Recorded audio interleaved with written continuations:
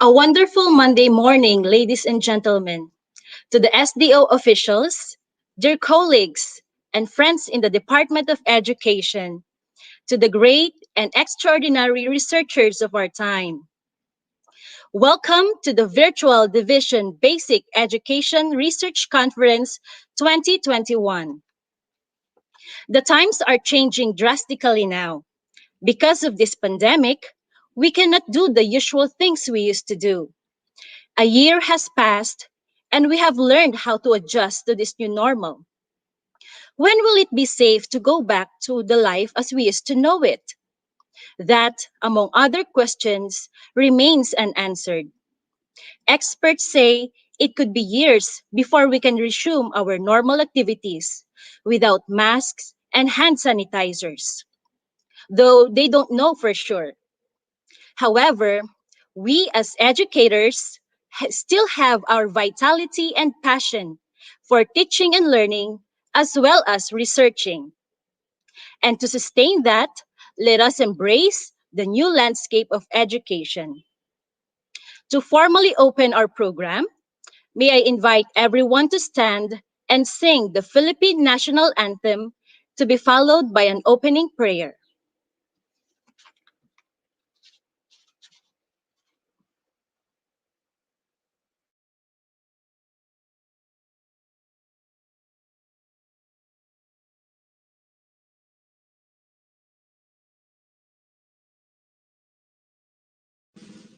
Mga kababayan, ang pambansang awit ng Pilipinas. Kayang magiliw sa sinakanan, alam ng puso, sa dikit mo'y buhay.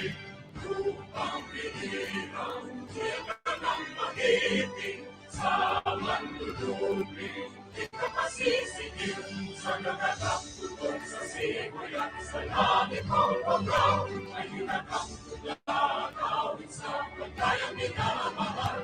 Kapistak lang katawan mo'y tagumpay na nagtitindig, ang pituloy na parang niya kailan pang ay magtitindig.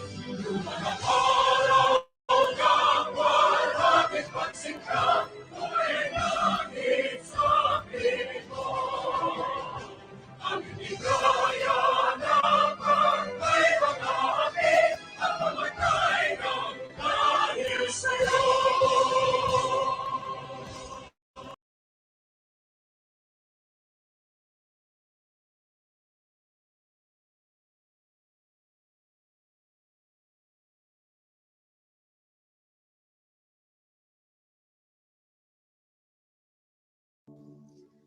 Dear God, thank you for the opportunity to meet together.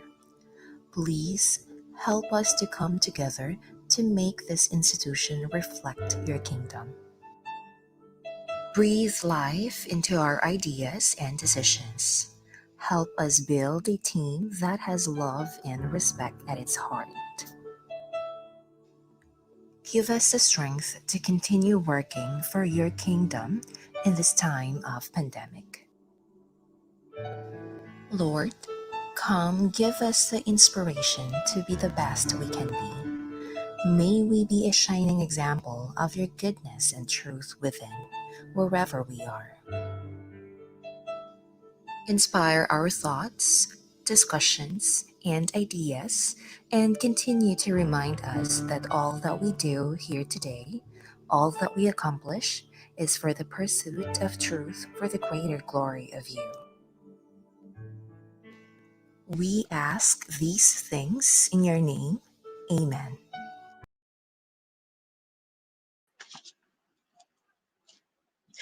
Let us recite the ISO Quality Policy to be led by Sir Carlos G. Mateo, Education Program Supervisor in TLE.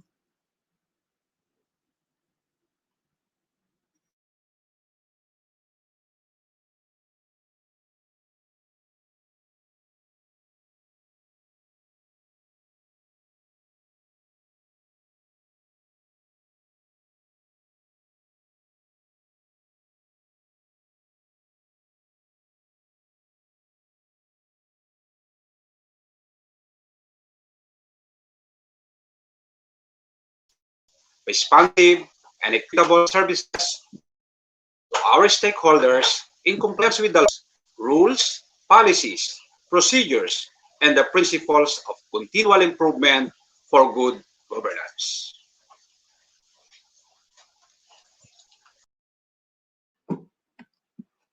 Thank you very much, Sir Carlos G. Mateo. Ladies and gentlemen, to give her welcome address, let us listen to the Chief Supervisor of the CID, Dr. Janet V. Bautista.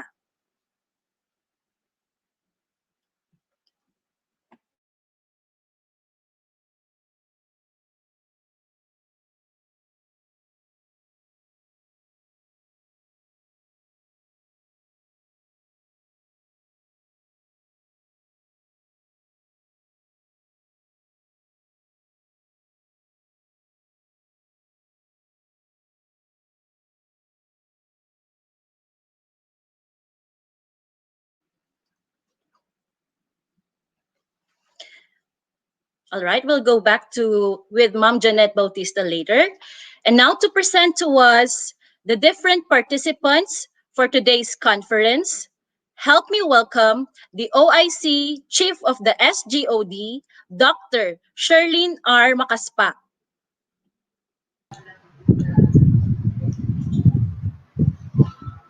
Thank you, Ma'am Edlin, our able Master of Ceremony of today's activity.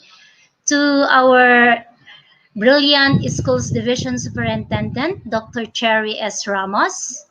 To our dashing Assistant Schools Division Superintendent, Dr. Jonathan A. Pronda.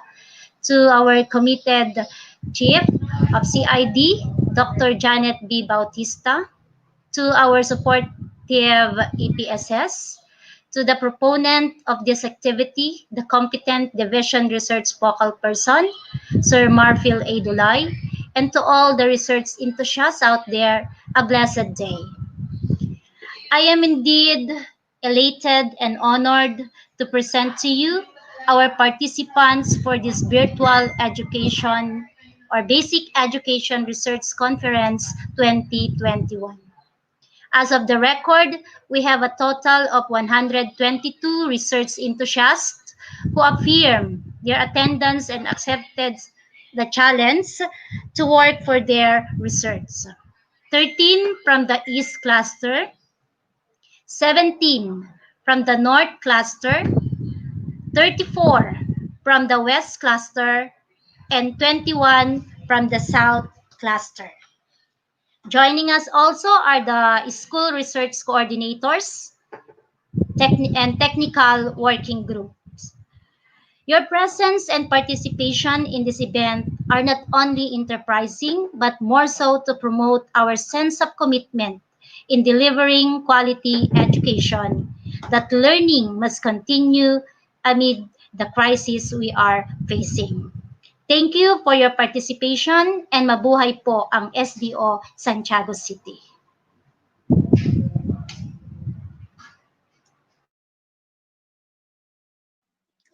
Thank you very much, Ma'am Sherlyn Makaspak. And now, ladies and gentlemen, to give her inspirational message, we shall now listen to our vibrant Schools Division Superintendent, Dr. Cherry S. Ramos, CESO 5.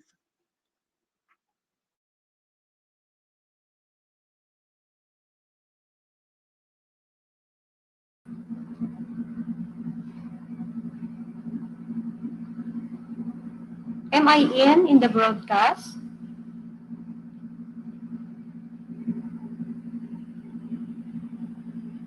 Thank you very much to our able MC. May I just greet everyone this morning, a safe Monday morning, and hoping for a safe weekdays for this month of April, last week of April. To our Division Chief, Ma'am Ja, to the focal person of this research conference, Marfil, to our OIC in the SGOD, Sherlyn, to our ASDS, who is now attending an important and equally important, I should say, activity at the City Hall, to our research advocates. Once again, a pleasant morning. There are so many scholarly articles written about research, and some of them capture why we need to establish the culture of research. In our end, in the Department of Education, we always aim to establish the culture of research. But what is the roadmap of research of the Department of Education as an organization? And for SDO Santiago City, as branch of that organization. May I just bring you back to why we have this annual conference, research conference, and why we do assist to produce and goal for the culture of research. First, what's the culture of our education industry now?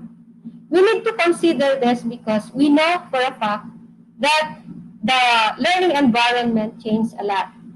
That our work environment really also have great impact to the culture of education industry nowadays. Then the question is, do we really align our research undertakings on the culture of research expected of us in SDO Santiago City? Is research culture encompasses the behavior, values, expectations, attitudes, and norms of our research communities? This is maybe a simple question that would be addressed upon by you.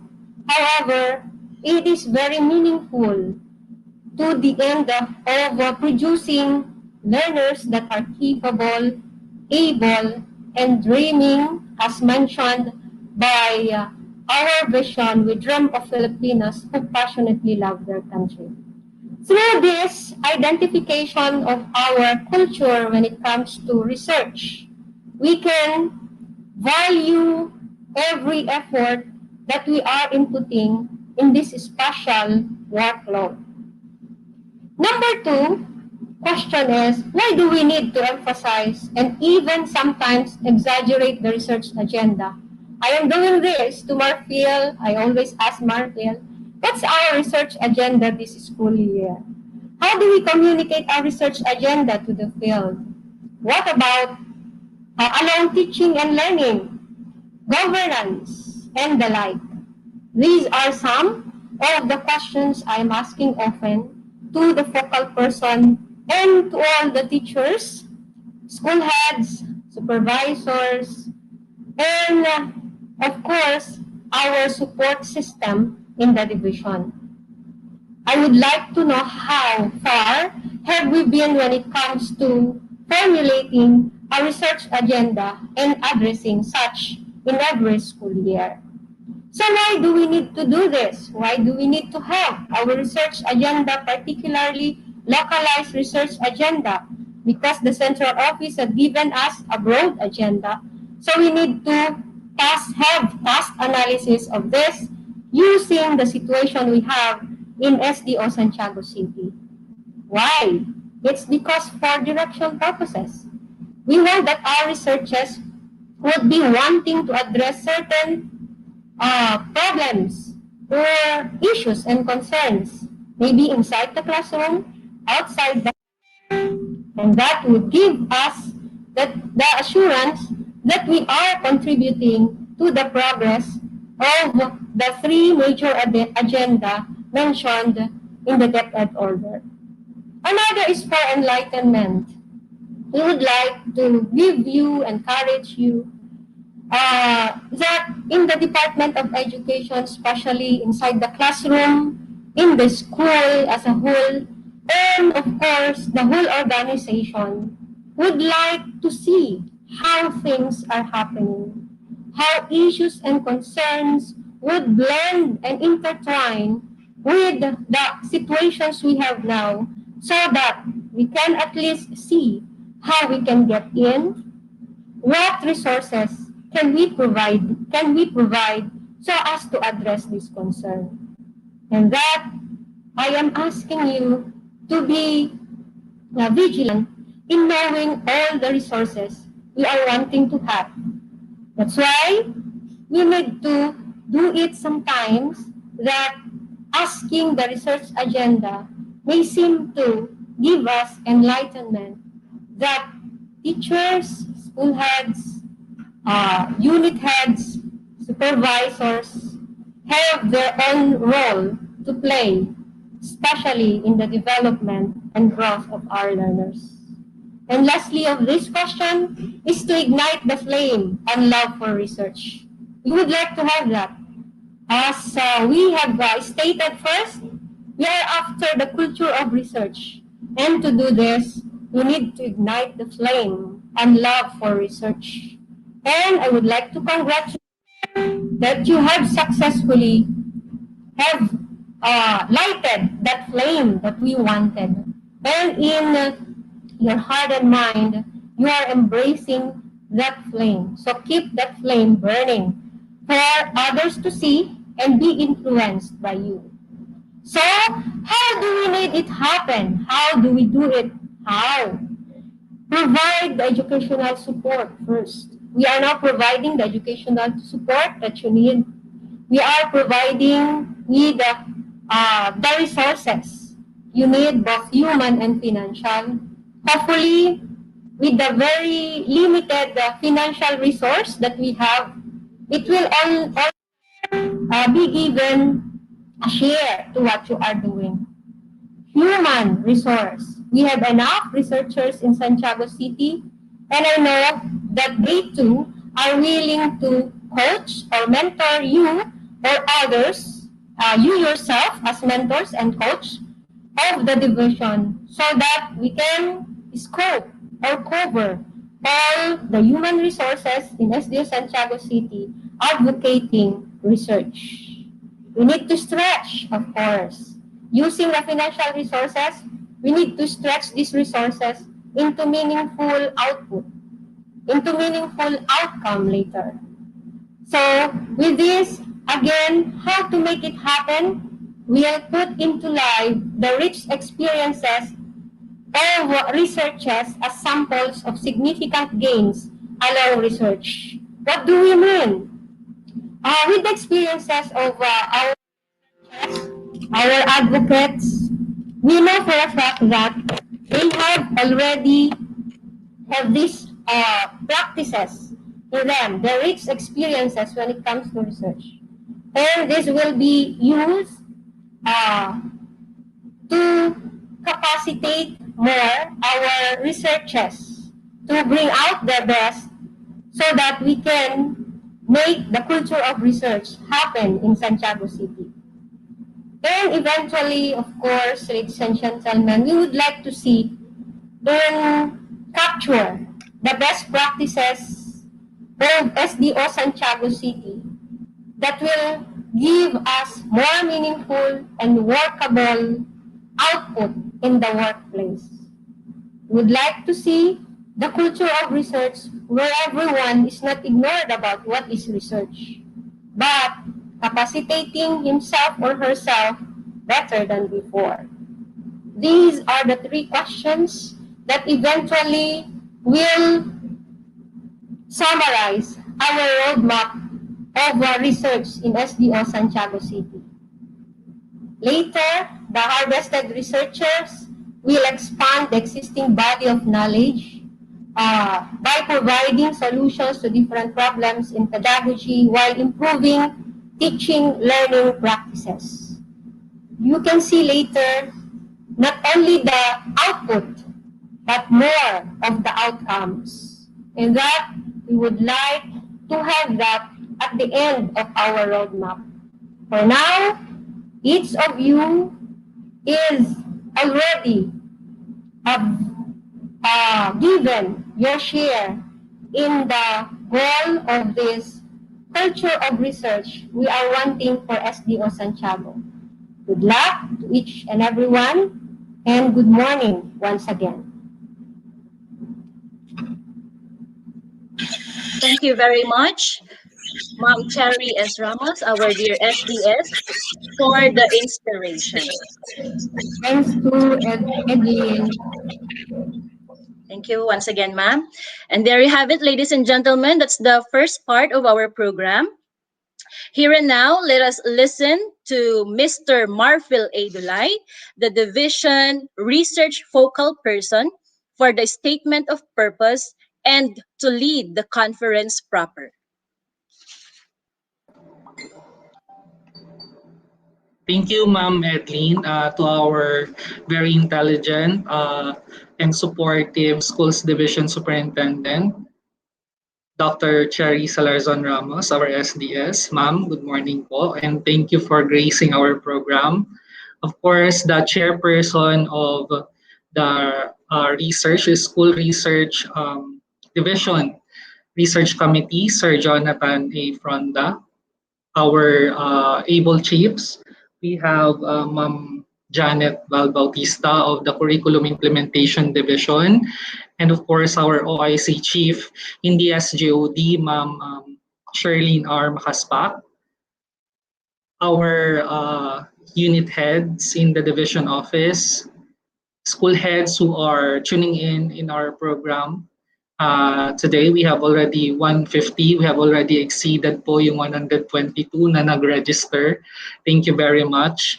And of course, our teachers, our technical working group members, and all the resource speakers who will be sharing their knowledge later. A pleasant morning to each and everyone. Nabanggit na po lahat ni Ma'am SDS kanina yung purpose po why we have put up this kind of activity, and that is to establish really the culture of research in SDO Santiago City and to produce research that will help our learners, our teachers, and the governance level of our school heads, our supervisors, and of course the SDO in its performance, in its performing its mandate for quality education. Allow me to present, saglit lang po, my PowerPoint presentation.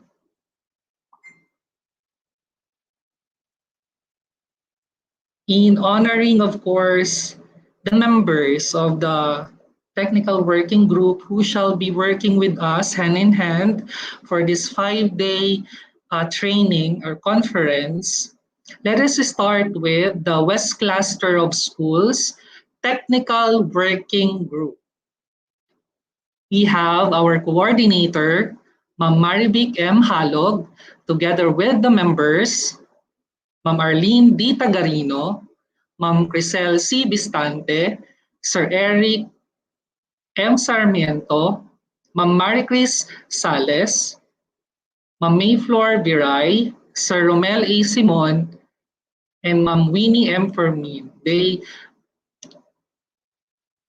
together with our able supervisors, Ma'am Elizabeth Berdadero, our education program supervisor in Filipino, and of course, Dr. Perfecta M. Bautista, our education program supervisor in English, will handle all the research and research presentations for West Cluster of Schools.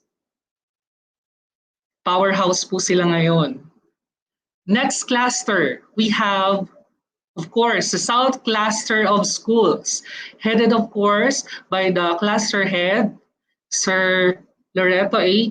Codala, cluster coordinator po natin, Sir Loreto A. Codala, Ma'am Elizabeth Mamaklay, members, Ma'am Jeneline Damaso, Ma'am Judian Santiago, Ma'am Leilani Magaliano, Ma'am Marites A. Codala, and of course, Ma'am Melody Rumbawa, under the supervision of our two very intelligent and hardworking education program supervisors in LRMDS, and of course, Araling Panlipunan, Ma'am Maribel Morales, and Sir Robert T. Ruscio. We also have from the North Cluster of Schools Technical Working Group, headed of course by their cluster coordinator, Ma'am Joy P. Hermosura, Sir Dave Batayan, Sir Edson Santiago, Ma'am Edlin Joven, Ma'am Marjorie Pilon, and of course, Ma'am Girly Villanueva. Some of the members are not yet listed here. Of course, under the able supervision of our two education program supervisors, Ma'am Mercy Antimano for Education Program Supervisor in Kindergarten, and of course, Sir Nilo A. Cantor, EPS in Mathematics. We also have from the East Cluster of Schools Technical Working Group, headed of course by our intelligent coordinator for the East Cluster, Dr. Brenda D. Niebres, Ma'am Clarissa Sullivan, of course, Sir Joel Domingo, under the supervision of Sir Estelito C. Balatan, Junior PhD, Education Program Supervisor in ESP, and Dr. Lailani P. Dominia, Education Program Supervisor in Science. And of course, we have the Secondary Cluster of Schools Technical Working Group, headed by their coordinator, Ma'am Florence G. Bagat, Ma'am Mary Ruth De La Fuente, Sir Vincent Fernandez, Sir Mario James De La Cruz, Sir Mar Manja, Sir Julius Arnel Joven, Ma'am Joy Alpha De Leon, and Sir Archel Pascual. And the other members are yet to be announced later. Of course, under the able leadership of Dr. Benedict B. Santiago, DPA Education Program Supervisor in MAPE, and of course, Sir Carlos G. Mateo, Education Program Supervisor in PLE. For the secondary, there you have it, ladies and gentlemen, the Secondary Cluster of Schools Technical Working Group. Sila po ang ating makakasama as we go and undergo the various phases of our research action and basic research construction. Allow me also to present the activities that we shall have for day 1 up to day 5. So we are now having the opening program. For part 2, which will commence a little later, the conference proper, we shall start with a walkthrough of the research management to be discussed by yours truly, the context and rationale of research by Ma'am Joy P. Hermosura, innovation, intervention, and strategy by Ma'am Marivic M. Halog, action research questions by Sir Mar Christian Mandia, data gathering methods and analysis by Dr. Brenda Niebres, ethical issues by Ma'am Florence G. Bagat, and of course, for tomorrow, discussion of results, analysis, and reflections to be discussed to us by no other than our partner from the Philippine Normal University, Dr. Roldan Cardona, Professor. And of course, referencing by Ma'am Judian B. Santiago, work plans and timelines by the very able school head of San Isidro Elementary School and member of the Division Research Technical Working Group, Ma'am Maricris F. Sales. For day 2, we shall have the short program in management of learning, but we're going to discuss also the basics of research instruments to be discussed to us by Ma'am Maribel T. Guzman, Professor of Ifugao State University. Language validation and research instruments, we have Dr. Josie Jordan Hineta, Professor of Philippine Normal University. For day 3, we shall have the basics of research statistics to be discussed by Sir Brian Carlo P. Responso, DOST and Statistics Scholar at DLSU. April 29, day 4, we'll have the short program and management of learning. By this time, each participant should be able to finish their proposals and completed research, both basic and action researches, because we shall have for day 4 the research presentations. Of course, ating pong mga panelists dito are no less than our Division Research Technical Working Group, headed of course by our Assistant Schools Division Superintendent, Dr. Jonathan A. Fronda, together with our Education Program Supervisors, our SDS, and other invited panelists. And then April 30, 2021, we shall have the closing program and awarding ceremonies. Just a reminder, by April 27, we should be able to submit, or we should submit our documents for checking by the Schools Division Research Committee to be endorsed by our SDS to the regional office. So yan po yung ating timelines and activities for the 5-day Division Basic Education Research Conference. Today, we are having this program po via YouTube and via StreamYard, but by tomorrow in the afternoon po, pupunta na po ang bawat isa sa kanya-kanya po nilang cluster, and doon po ipoprovide ng ating mga technical working group yung kinakailangan po nating technical assistance and of course quality assurance ng research outputs po natin.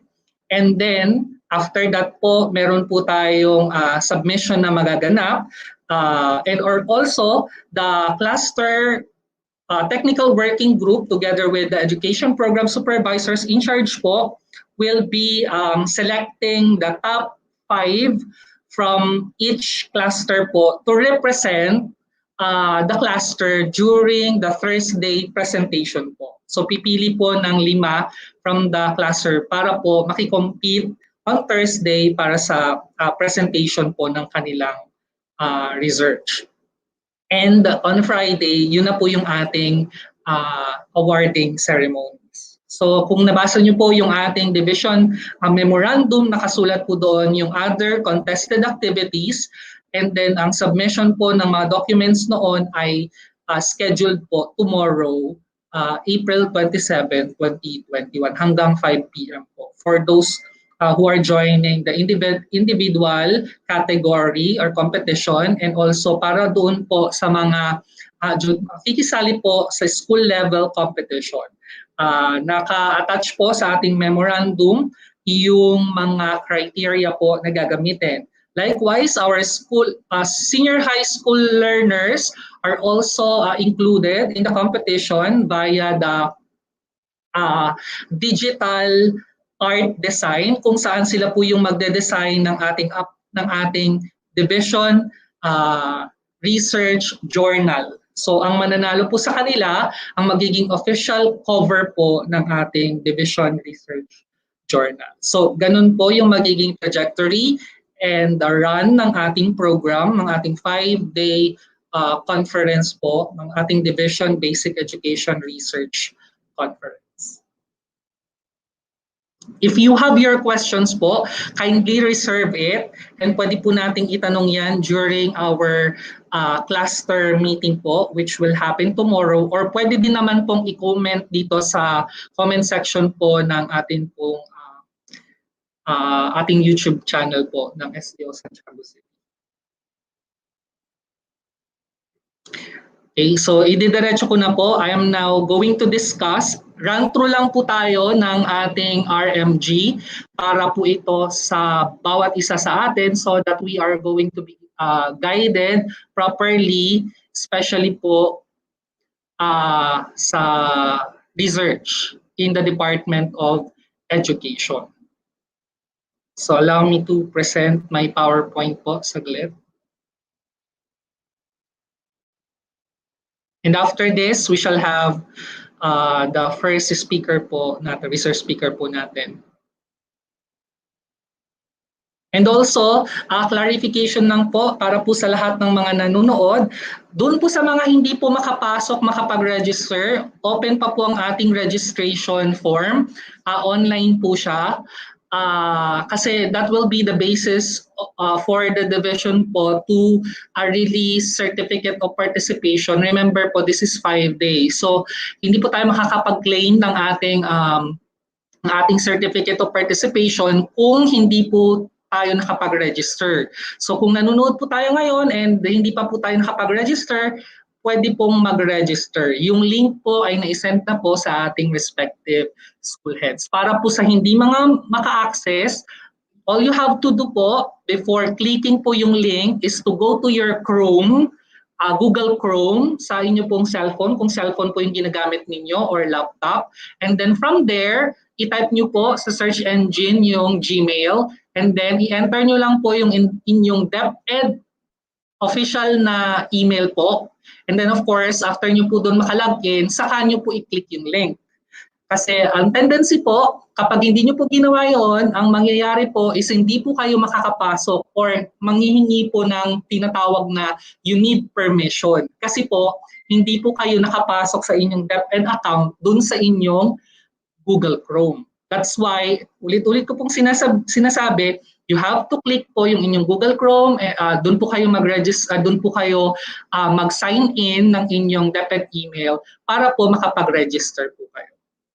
Para po sa mga teachers po natin and non-teaching personnel na hindi pa po nakaka-register. We are still opening po since hindi pa naman po tayo formal na nag-umpisa. Ngayon pa lang po, you still have the opportunity to register po. We are opening this para po sa lahat and then sundan lang po natin yung mga steps po na dapat na gawin po because we are going to have this 5 days naman po. So you're given ample time to finish po your proposal if you are doing the proposal part. And para po sa ating completion, yung batch 6 po, hopefully nandito din po kayo because you are to finish po yung inyong basic education research funded na action research at para po dun sa ating tatlong school heads na sumali ng batch 6 time na rin po for completion yun. Due for completion na din po siya. So it's very crucial po ang ating activity ngayon and so we expect po that everyone will participate from the beginning hanggang matapos po yung ating program. So allow me to present my PowerPoint presentation on research management guidelines. Walkthrough lang po ito. Okay, So ang ating pong objectives is to orient the participants on the research management guidelines, update the participants on the improved grants processes of the Basic Education Research Fund, and of course the level of mechanisms in managing research initiatives. So ang overview po natin dito, we have the legal basis and policy support. Ano po yung mga legal basis or DepEd order. And then of course, milestone in research, pahapyaw na lang po natin i-discuss. Our policy objectives, the cycle of research management, which is very, very important for all of us to know para alam po natin kung kailan tayo magsasubmit ng proposal at kung kailan po hindi pa tinatanggap ng SBRC ang pagsasubmit po ng proposal. Fund sources and special provisions. Either BERC funded or hindi, we follow po the same na tawag dito, DepEd order, which is under DepEd order 16 series 2017. Ano po ang legal basis natin dito? The first one is of course the Republic Act 9155. DepEd shall have authority, accountability, and responsibility for the following. Item 5 po is National Educational Research and Studies, which is actually supported by DepEd Order 13, Series 2015, ang unang na-release po ang policy development process, which is it should be systematized, participatory, and of course evidence-based ang ating pag-implement ng mga programs or pag-develop po ng mga policies. But later on po, lumabas po yung DO39 Series 2016, which is also to amplify yung nabanggit po nating DepEd order kanina, kung saan nilalaman po nito yung ating basic education research agenda, which is nabanggit po ni Ma'am FDS po natin kanina, kung saan nakakal or na-derive yung majority po ng mga research agenda po sa regional office and even in the SDO level. Ano po yung mga yon? The focus or the foci of the agenda ay ikot po sa number 1, teaching and learning, child protection, human resource development, and of course, governance. Pero meron po tayong tinatabuag na mga overarching na themes like gender and development, DRRM, and inclusive education, which is still part of the DO39 series 2016. So ito po, papyawan lang po natin itong milestones in the research management. Beginning po, ang ating initiatives is beginning po noong 2010 pa up until ngayon po, 2021. So what are our policy objectives? Una po is to provide guidance in managing research initiatives across governance levels. Mapa-school man yan, mapa-classroom, mapa-school head, mapa-supervisors, we are to follow this management, research management guidelines. So of course, to improve support mechanism for research such as funding po, partnerships, capacity building, and to reinforce the link of research to education process through research dissemination, utilization, and advocacy na ginagawa po ito usually ng mga nagkakandak po ng research dito po sa atin sa SDO Santiago City. So the guiding principles in the conduct of research under DO 39 Series 2016, of course, number 1, excellence in conducting research. Hindi po pwedeng basta-basta lang yung pag-conduct ng ating pong research, and it undergoes quality assurance by the SDRC. And nag-undergo din po yan ng quality assurance at technical assistance even in the school level and in the cluster. Kaya po tayo meron cluster technical working group. Integrity and of course openness when it comes to collaborative work, and of course yung pag-share po ng ating pong findings. So, ang ating po research committee, lagi po nating sinasabi at inuulit po ito.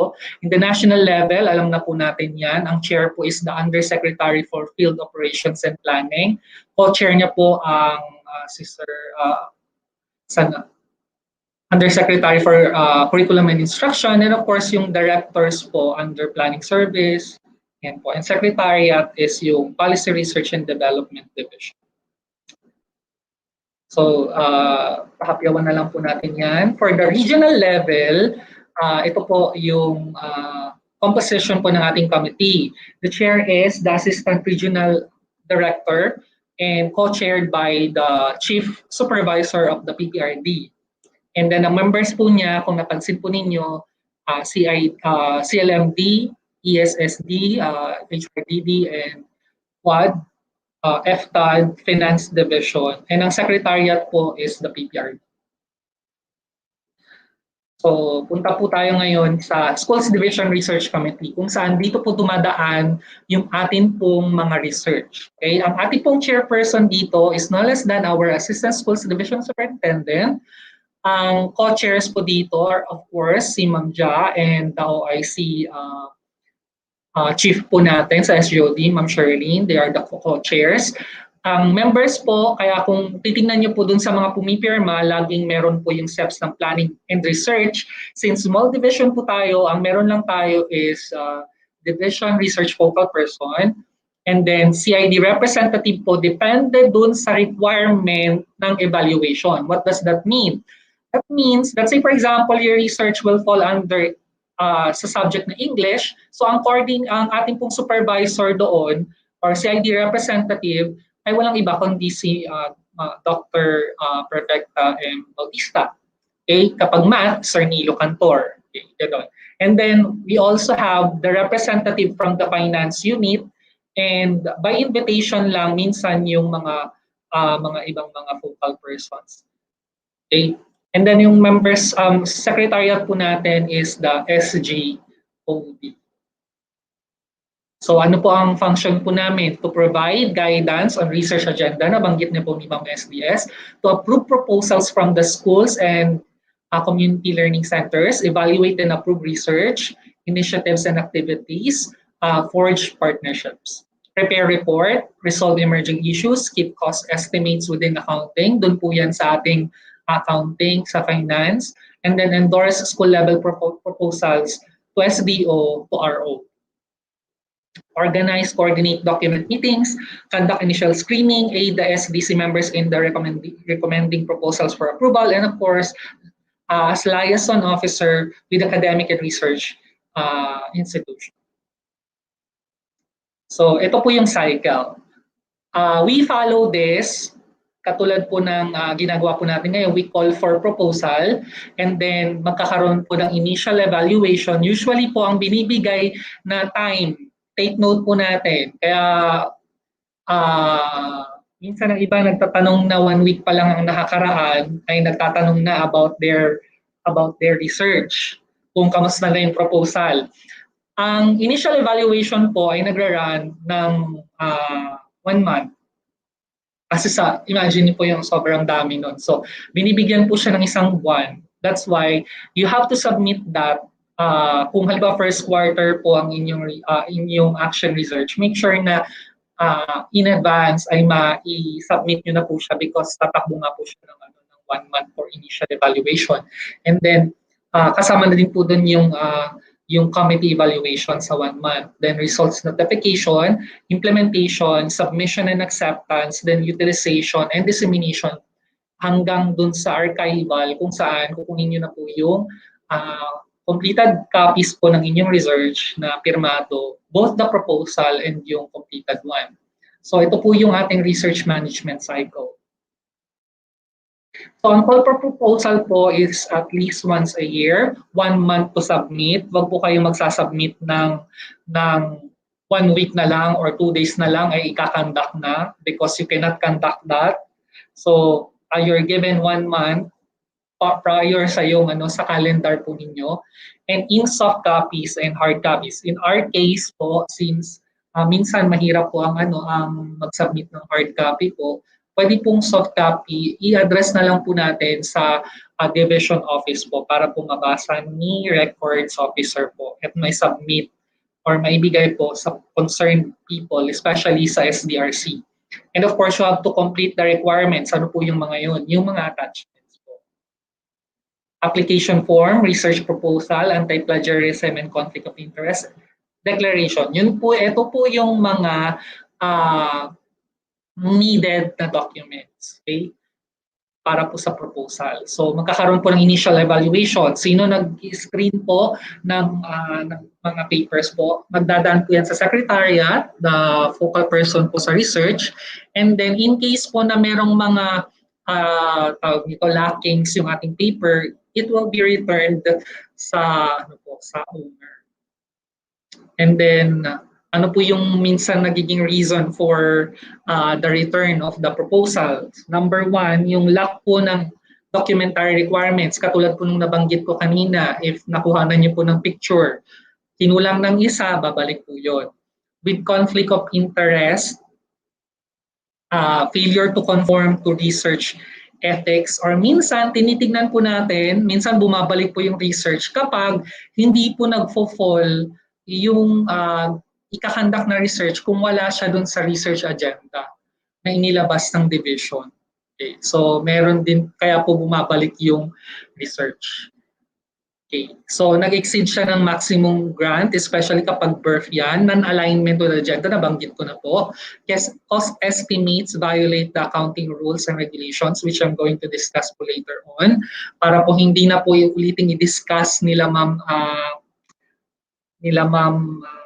coordinators po natin sa ating po mga clusters. So, ano po nangyayari sa committee evaluation? So, we use the appropriate rubrics for appraising research proposal. If you have a copy of the DepEd Order 16 Series 2017, naka-attach po doon yung rubrics for appraising both the basic education research and yung ating pong action research. So, nandun po, naka-attach po doon. Now, what's the passing rate for the proposal? 70% po. So, you should gain at least 70 points po bago po matanggap or bago po i-accept yung inyong proposal. Now, since halimbawa umabot na po ng ng 70 or hindi umabot ng 70, you will be notified. Okay, so for successful proponents, magkakaroon po ng orientation. And then for the ones na meron pong lackings yung kanilang documents, they will be undergoing technical assistance and encouraged to submit their proposal or yung completion ng kanilang paper sa SDRC. Now, since halimbawa na-approve po yung inyong proposal, nasa implementation phase na po tayo. So, napaka-importante po ng monitoring po na ginagawa ng isang researcher sa pag-conduct niya ng kanyang proposed action research. Why? Because doon po sa likod nun, which is going to be discussed by Ma'am Marie Crisales mamayang hapon, ay yung ating pong tinatawag na timeline. Dapat pong sundin natin yung timeline because yun po yung agreed na approved na timeline po natin. Like say for example, nag-start ka ng October, you're given how many months? 6 months para tapusin po yung iyong action research. So by after 6 months, dapat natapos mo na yon. So you have to monitor lahat ng mga activities na in-identify mo sa iyong timelines in relation dun sa pagkandak mo ng research. Now, monitoring also of the responsibility ng governance levels. Like say for example, if teacher ang magkakandak ng research, so sa classroom po, or the school head, school level. Pag supervisor, within the subject area po na hinahawakan niya in the division level. If the superintendent or si ma'am siya ang gagawa ng kanyang research, it covers lahat ng mga eskwelahan. Okay, or I mean division-wide. So yun.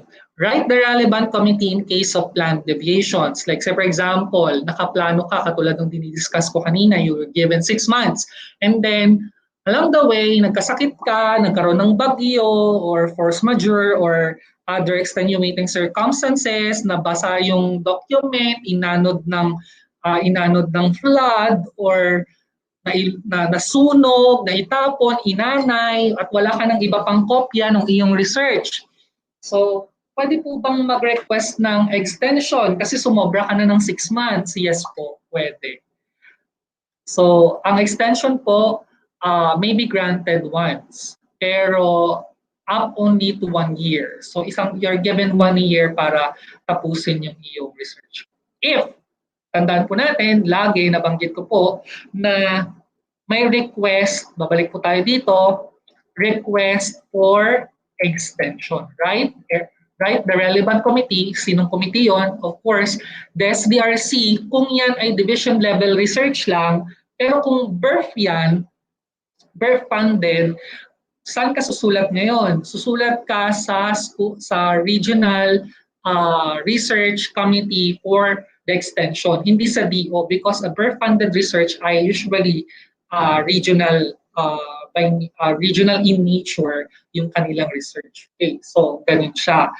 So hindi natin i-honor yung extension if hindi po gumawa ng letter si proponent. So walang extension na magaganap. Ano pang requirement? Number 1, a letter of request na i-extend yung inyong pagkandak ng research and then stating there yung iyong reason why you wanted to have that extension. Okay? So sana clear po yun because ito din po yung mga tanong ng ating pong mga researchers. Okay. So after po ng implementation, punta tayo dun sa submission and acceptance. Okay, so ano po ang mga isasubmit? Kapag magsasubmit na po tayo ng completed na research po natin, kailangan po natin yung executive datasets. Then yung final outputs po should be in hard and soft copy. Usually kapag completed na po, unang batch po ay yung naka-ring bind lang muna for checking po ng SDRC. And then once po na may nakita na mga dapat na itama, and then magpo-provide po ng TA, isasauli po, and then for hardbound na po yung inyong research po. And then submit na po sa DO for acceptance, for the signature ng SDRC po. And of course, hindi lang doon natatapos yun, meron tayong utilization and dissemination part. This is very crucial. Minsan yung ating po mga researchers, especially pag division level, hindi na po nila ginagawa ito, which is wrong. We have to follow the cycle ng ating research management, kaya nga siya tinawag na cycle. Yung utilization and dissemination, yung naging findings mo ba, i-share mo ba sa research management guidelines sa DO 16 series 2017, nakasulat doon, naka-itemize doon kung anong mga kaparahanan natin pwedeng i-disseminate yung ating research. But I'm going to tell some. Number 1, during last session. Shinare ba natin yung naging findings natin sa ating during the last session ng school? Dapat po parte na ng school processes natin, especially on last sessions, na nag-aalat tayo ng time for our researchers na nakakomplete para kanilang i-discuss, i-disseminate yung kanilang output, research output sa school. So this is for our school heads and our school research coordinator. Dapat sila yung nagpo-put up ng program for that. Yung utilization naman po, bakit natin ginagawa yon and why do we give platform especially sa mga nakakomplete na para mag-disseminate ng kanilang research? Kasi who knows, dun sa mga nanonood na mga teachers, minsan meron pong mga interested doon na parang interested or minsan nakikita nila na yung kanilang struggle or problem dun sa classroom ay pareho nung present na problem nung researcher na nagpe-present. So, tinignan niya. So, ano yung ginawa niyang intervention? So, ang gagawin niya, since they have the same constraint sa classroom or sa subject na yon, i-adapt niya ngayon yung intervention material na ginamit nung nagpe-present na researcher. So, yun, pwedeng utilization or adoption nung research, especially for action research. So sa utilization, pwede din ginagamit na yun sa school, ginagamit na siya, ini-implement na rin, not only in your class, pero dun sa klase rin ng grade 5, say for example, na pareho kayo ng problem na kinakaharap sa loob ng classroom. And lastly, na po tayo sa dissemination. So, saan siya pwedeng i-disseminate? Nabanggit ko na po kaninang isa sa school level. Kasi ito pong research conferences, pwedeng sa ganito, sa DBERC, pwedeng sa research forum or fora outside the school, pwede rin pong policy forum sa DO. Like, magpa-formulate kayo ng inyong policy localized policy sa school, pwede pong gamitan yung naging findings po ninyo. Okay, so ginagamit siya usually as an evidence sa frameworks, programs, plans, projects, trainings, and IMs, especially if that is a basic research. Okay, disseminate research in schools through, ayan na po, nabanggit ko po yung kanina, in service training, schools, school governance council, sa PTA pwede din po. School improvement should be included din sa AIP and school report cards. And of course, last part po ng ating research management cycle ay yung ating archival. Saan na po napupunta yung ating mga completed action and basic research. So it will be archived at magkakandak po tayo ng monitoring and evaluation for the entire cycle of the research. So yung fund sources po natin, usually kapag proposal, sabi doon sa DepEd Order 16, 75% research proposal, 25% kapag 25% gagamitin mo siya for research-related activities. Halimbawa, expenses related to the implementation of research proposals, expenses related to research dissemination. Kapag mag-disseminate ka ng iyong research at may magagastos ka, pwede mong gamitin doon yung fund. Yung expenses mo like yung paper, pwede yun. Tapos yung pagpapa-hardbound, pwede din gamitin yung fund doon. So who are eligible na mag-conduct ng action and basic research under PER funding? So dapat you're a regular permanent teacher or non-teaching personnel ng DepEd. Wala po dapat na pending administrative case and then has not yet availed the grant for the year. Okay, so maximum of 3 team members. So pwede pong 3 in 1 research. So ano pong mga allowable expenses? Kasi mamaya gagawa na po kayo ng inyong action research proposal dun sa cluster po ninyo and then mag-identify kayo ng anong mga gagamitin ninyo, ano yung mga bibilhin ninyo. So please take note of this. Number one, supplies and materials. Pwede. Okay? Bond paper, ink, pwede po yun.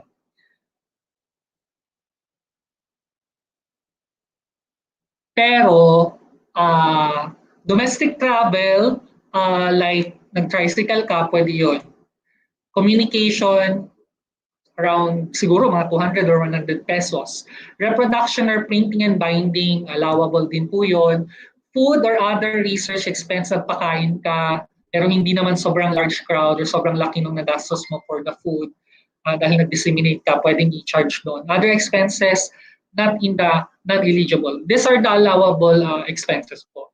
Pero kapag ito na ang mga bibilhin mo, like bibili ka ng laptop, bibili ka ng printer, non-eligible po yun. Bibili ka ng software dahil kailangan mo ng mabilis na pag-analyze ng mga data, hindi pwede. Kailangan mong magbayad ng statistician or payment for resource person sa magdi-discuss sa'yo nun, hindi ko pwedeng i-charge. Utilities, hindi rin po pwede, like lamesa, bumili ka ng table kasi kailangan mo ng table habang gumagawa ka ng research, or kaya bumili ka ng chair, hindi rin pwede. Hindi rin pwedeng office rental dahil ang layo mo sa may internet connection, mag-rent ka na lang sa bayan. So hindi po pwede yun.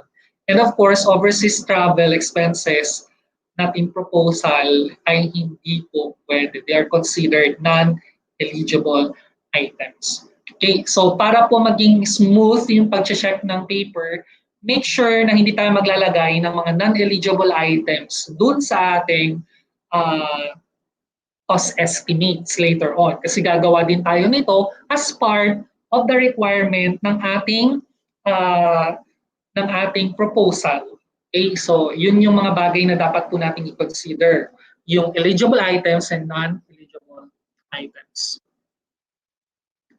So, lampasan na po natin yun. Pero kung gusto nyo pong mag-national in scope, kasi meron po tayong tinatawag na scope of the research. Okay? And yung pag-allocate ng proposal doon. So, meron tayong national. Ang budget po doon is 500K per research and maximum of 1 year. Pag regional naman po, region-wide or covering at least 2 divisions, so not more than 150,000 ang budget doon, you're given 1 year maximum to complete yung research. Pag division naman po, division-wide or district-wide, or at least covering 2 districts like North Cluster or South Cluster, say for example of schools, not more than 150,000, 1 year of maximum. Pero ang question po natin, sino ang pwedeng mag-conduct ng mga ganitong klase ng research? You might ask. Sige, sagutin po natin later on. Pag school research naman, not more than 30,000, and then you're given 6 months maximum. Okay. So, question, you might be asking, sino yung mga pwedeng gumawa ng ganong research? Usually, kapag teacher 1, 3, 4 teacher, you are mandated or you are tasked, parang ganon, by Dapat Order 16 na gumawa ng action research in the classroom level. Ibig sabihin kung ano lang yung hawak mong mga klase. Okay? Because that is the level of your governance. Teacher, ang governance level ng teacher ay nasa classroom. So, ang research niya, or action research niya is in the classroom, of course. Now, si school head, since school head siya, ang kanyang level of governance ay sa school, so ang kanyang research should be sa school level din. Lagi po natin yung sinasabi. Now, kailan pwedeng mag-conduct ng division level na research or school level na research si teacher? If the teacher will partner with the school head, pwede. Okay? In conducting basic research, pwede yun. Or kaya naman si teacher ay may hawak na coordinatorship, like say for example, DRRM coordinator siya ng school. Pwede ba siyang mag-conduct ng basic research under DRRM na school level? Yes, because he or she is the coordinator of that particular program. So pwede po. Now, kailan naman kapag division-wide? So for example, ako, as the Division Research Focal Person, ang sakop po namin ay buong division. Si Ma'am Joy, say for example, Teacher 3, pwede ba siyang mag-conduct ng division-wide research? Yes, mag-partner kaming dalawa, pwede. Okay, so yun po yung mga tinatawag na level of governance in research, yung scope po ng ating research. Depende po yun sa level of governance natin. Si school head pwede ding mag-division level, pero given the example, kapag masasabi natin siyang division-wide kapag at least 2 clusters are covered. Maliwanag po yun, andito. At least 2 districts or clusters are covered. So kapag ang mga pinuntahan mo lang namang schools ay tatatlo, so parang cluster level lang yung research na yun, hindi siya division level. Parang ganun. Okay, so let's be clear on that.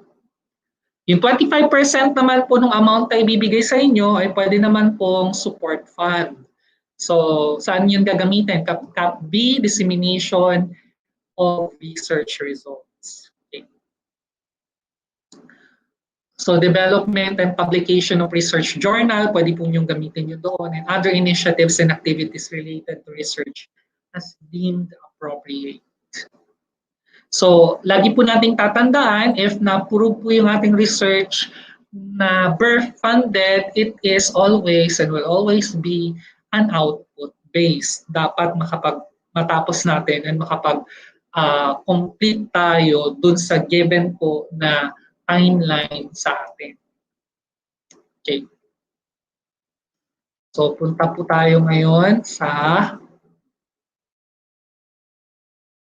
special provisions.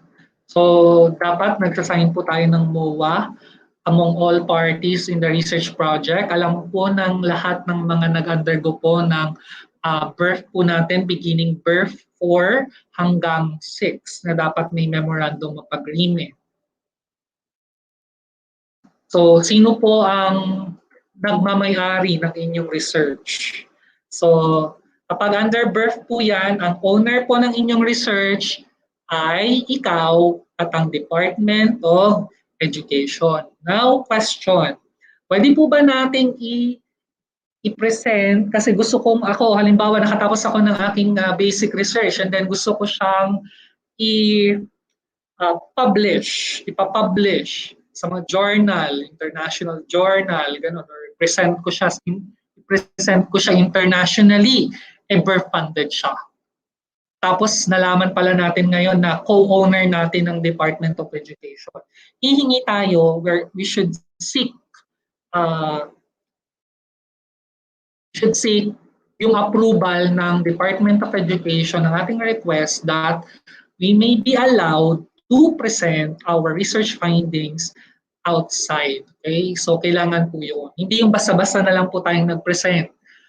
Kasi pag per-funded yan, co-author or co-owner natin ang Department of Education. Saan i-address? Sa regional office, course through ang division office. Because we know na in the department, ang pagiging isang speaker or presenter ay may puntos din po yun. So alam natin yun. Pero alam din ng SBRC plus our HR PSB na dapat may mga documents na ganun dapat may pinapakita. So ano po yun? Reminder po para sa bawat isa.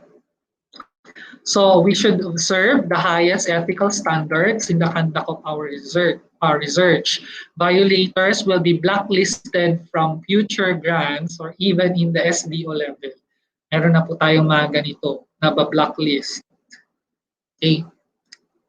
So a research ethics committee will be established, especially kapag merong mga plagiarized na outputs. Okay?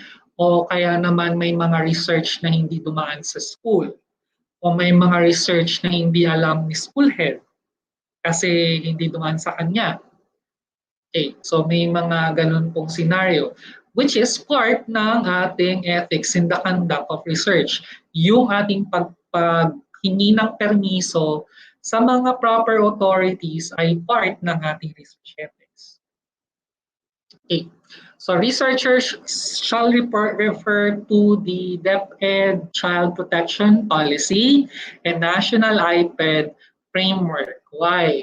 Dahil mga minor Usually kapag action research, mga minor yung ating mga respondents. At kapag minor and they decide on their own, especially kapag mga ganitong studies, no. That's why kapag action researcher ka or you're a researcher, you should ask at least a waiver or permission from the parents ng mga batang ito that they will be part of your research as part of our ethics in research. So, yung mga nagpo-cover din ng mga indigenous people, dapat nating sundin yung ating IPED framework. Hindi tayo basta-basta na didiretso doon, nakakandak tayo kagad ng research without, of course, consulting yung or reading yung IPED framework natin and other relevant laws on indigenous people's education. Okay? So mahalaga po yun because we are accountable and accountable tayo kapag may nangyari dun sa mga minor na nag-undergo ng or kasali dun sa research natin. So we have to consider that. And then what should we observe? Number one, free, prior, and informed consent from the parents. And of course, intellectual and cultural property, especially kapag IPED may kinalaman sa indigenous people ang ating research. Okay? Works should be, number one, original. Okay? Original. Hindi po kinopya sa internet. Number two, with proper referencing and citation. So kaya meron din po tayong lesson later on or training para po sa referencing and citation because this will save us from plagiarizing or plagiarism. Okay. In the event of failure to complete and submit the deliverables, proponents shall return the total amount of research fund received. Okay. So yun po yung nakalagay doon. And next po, yung ating research partnerships. I know that there are school heads joining us today. Pwede po tayong mag-establish ng ating pong partners, especially sa research. Say for example, Sagana National High School, pwede ba silang makipartner, say for example, sa Isabela State University? Pwede po, pero course through sa division office because the division office is already partner with some of the universities like Ifugao State University and PNU. So we can help you din po na, say for example, gusto nyo strengthen yung research sa school, pwede din po na i-course through nyo rin yung inyong desire or yung inyong pong naisin na mag-establish ng partnership sa school, especially sa research. So pwede po tayo mag-invite ng mga SUCs, state universities and colleges. Pwede po coming from the non-government organizations. Dahil say for example, ang research natin ay DRRM and then you wanted really na malaman yung mga facets ng DRRM. So mag-invite tayo ng DRRM coordinator from the local government unit. Pwede naman po yun. Okay? And of course, kailangan din natin mag-establish ng partnership sa ICC or yung ating indigenous cultural communities. So ano po yung mga areas for partnership? Capacity building, pwede silang mag-talk, resource sharing, like pwede ba kayong makahiram, pwede ba kayong pumunta dun sa university na yon and then tumingin ng kanilang mga research, pwede din yon. Research grants and funding, pwede din yon. A research collaboration, like say for example, yung school head and then yung university na ito will be conducting this research. Pwede din po yun. Basta nakalagay yun doon sa memorandum of agreement. So the monitoring and evaluation is a crucial part din po ng ating cycle. Yun lang. Sa division level naman po, meron tayong, ang monitoring po na ginagawa po natin is when we ask for the submission ng paper din and then yung pagko-quality assurance ng papel and then pagbalik noon sa research proponent and then yung implementation ng process na yun.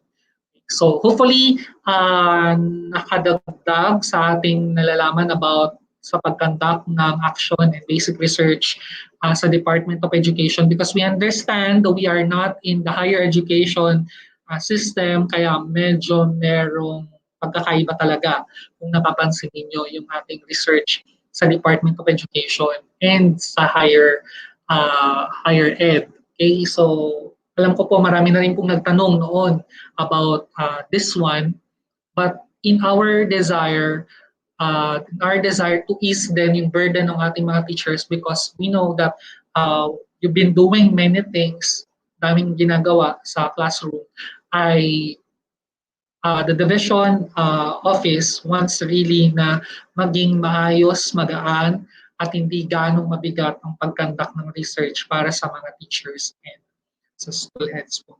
So I think yun lang po, and if you have questions po, I can now answer po your questions via the comment section po. I'll now stop screen.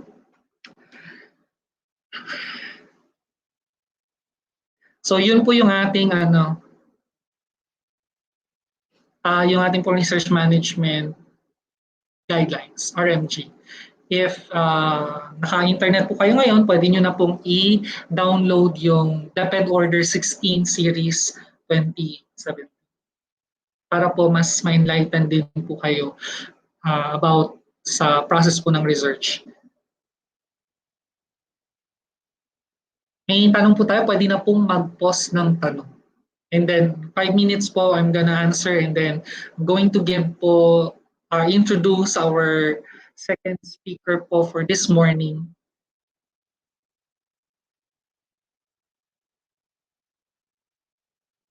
Okay. By the way, yung iba pong mga speakers will delve deeper on ano yung mga dapat maging topics or themes or items na dapat natin i-include sa ating proposal ngayon, because we are in the new normal.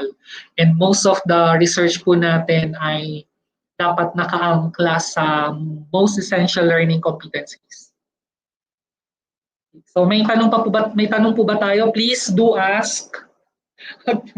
ako na po ang tawag dito. Nakikiusap na magtanong po tayo. So that we know po that you are there, kasi nasa YouTube po kayo. Wait lang po. Lalobat niya aking laptop. Yay! We have 216 participants. Ang naka-register lang ay 122. Make sure po nakapag-register po kayo, okay? Sir Mark, may tanong ako. Yes, Sir Ramos. To, yung mga naunang nag-conduct ng research, sila Ma'am Leia de la Cruz ng City High. Yes, sir, please throw it in para mabasa ko po at masagot po natin. Especially po sa mga bago po na magka-conduct ng research. For others who have already started, especially dun sa mag-complete na ngayon, syempre ibang level na yung mga tanungan nila later. By the way, dun po sa mga completers po natin, pupunta din po kayo dun sa cluster, kung saan cluster po kayo. Ayaw na po ma-open ang registration. Naka-open pa po yun, ma'am. I'm sure. Diniscuss ko na po kanina kung paano. Una po, you have to go, kung cellphone ang gamit ninyo, go po kayo sa Google Chrome, kung Google Chrome ang ginagamit ninyo, and then search nyo po, type nyo po doon yung Gmail. Tapos mag-sign in po kayo gamit ang inyong DepEd email account. Kapag ginawa nyo po yon, balik po kayo dun sa GC, i-click nyo po yung link, presto, nandun na po kayo sa form. Kaya po kasi hindi kayo nakaka-access po doon because hindi po kayo nakapasok dun sa email po ng Google Chrome. Kasi di ba dadalhin po kayo pag-click nyo po yung link dun sa GC or sa chat box po. Dadalhin kayo ngayon sa Google Chrome. I-open niya doon. Ay ang kaso hindi po kayo nakapasok dun sa email sa Google Chrome. That's why nanghihingi po siya ng permiso or permission. O pangalawa, iba yung email na pasok doon sa Google Chrome. Kaya humingi ng permission. Dahil ang nirequire ko po ay dapat DepEd email po ang gagamitin so that you will have access po dun sa ating registration. Okay, I hope nasagot ko yung tanong ni Ma'am Ma'am Edita De Maruco. Sir Rolando, pabaka-read po sir, di kasi pwede lumampas sa 200 yung text. Halin niyo sir?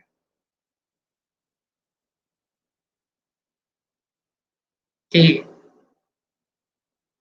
Okay.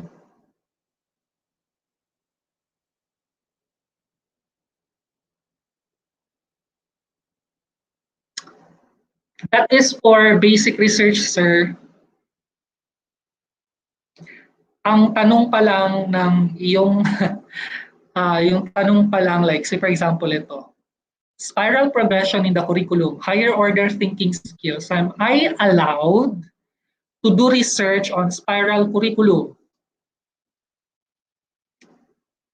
That is the work under basic research, sir. So, na-immerse na kayo, Sir Rolando. Ay, saglit. Pala ito, di ba? Ay, hindi. Iba pala. Kala ko si Sir Ramos na. Yeah, hindi siya action, sir. Kasi kung teacher 1 to 3 ka, okay. So, yun ang sagot, sir. Nagpo-fall yan under basic research po. Ma'am Jerna, pwede po research dalawang proponent. Kababanggit ko lang ma'am, pwedeng 3 maximum. Kanina, if you are listening po. Maximum of 3. So yung dalawa, pwede. Pwede bang isa? Isa, syempre. Okay. Yun yung sagot ma'am Jerna.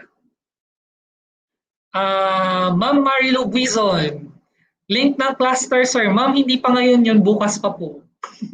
Full day po tayo ngayon for division and then half day for tomorrow na division level. And then, di ba, sa discussion ko po kanina, yung 27 ay mahahati, division level. And then, in the afternoon, you will meet your cluster na po. In the afternoon ng 27. That's tomorrow. Okay, so I hope na sagot natin, ma'am, yung tanong. Thank you, Ma'am Robeline. Sir Nap. Sir, asking po regarding innovative work, pwede po bang mag-conduct ng isa kahit di po ginagawa ng research about it? Like programming po, ganun. Pwede po, sir. Possible, sir. That will fall under innovation pa rin siya, sir. Pero tingnan mo lang yung format kasi, sir, iba yung format na galing kapag yung innovation ay galing ng research or kung yung innovation ay hindi galing ng research. 5 minutes po. May 5 minutes pa po ako before I'll give it to you the next speaker. I have a question based on Deped Order 39. I will quote a portion of the Deped Order on page 7. Saan, sir? Hindi ko na siya makita.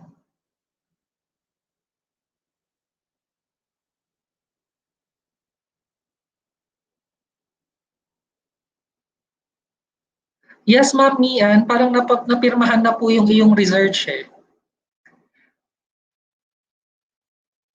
Ma'am Ruby, Sir Marv, ilan po ang allowed na proponent sa isang group research? Thanks po. 3, ma'am. Nabanggit na po kanina. Ma'am Ruby. Thank you.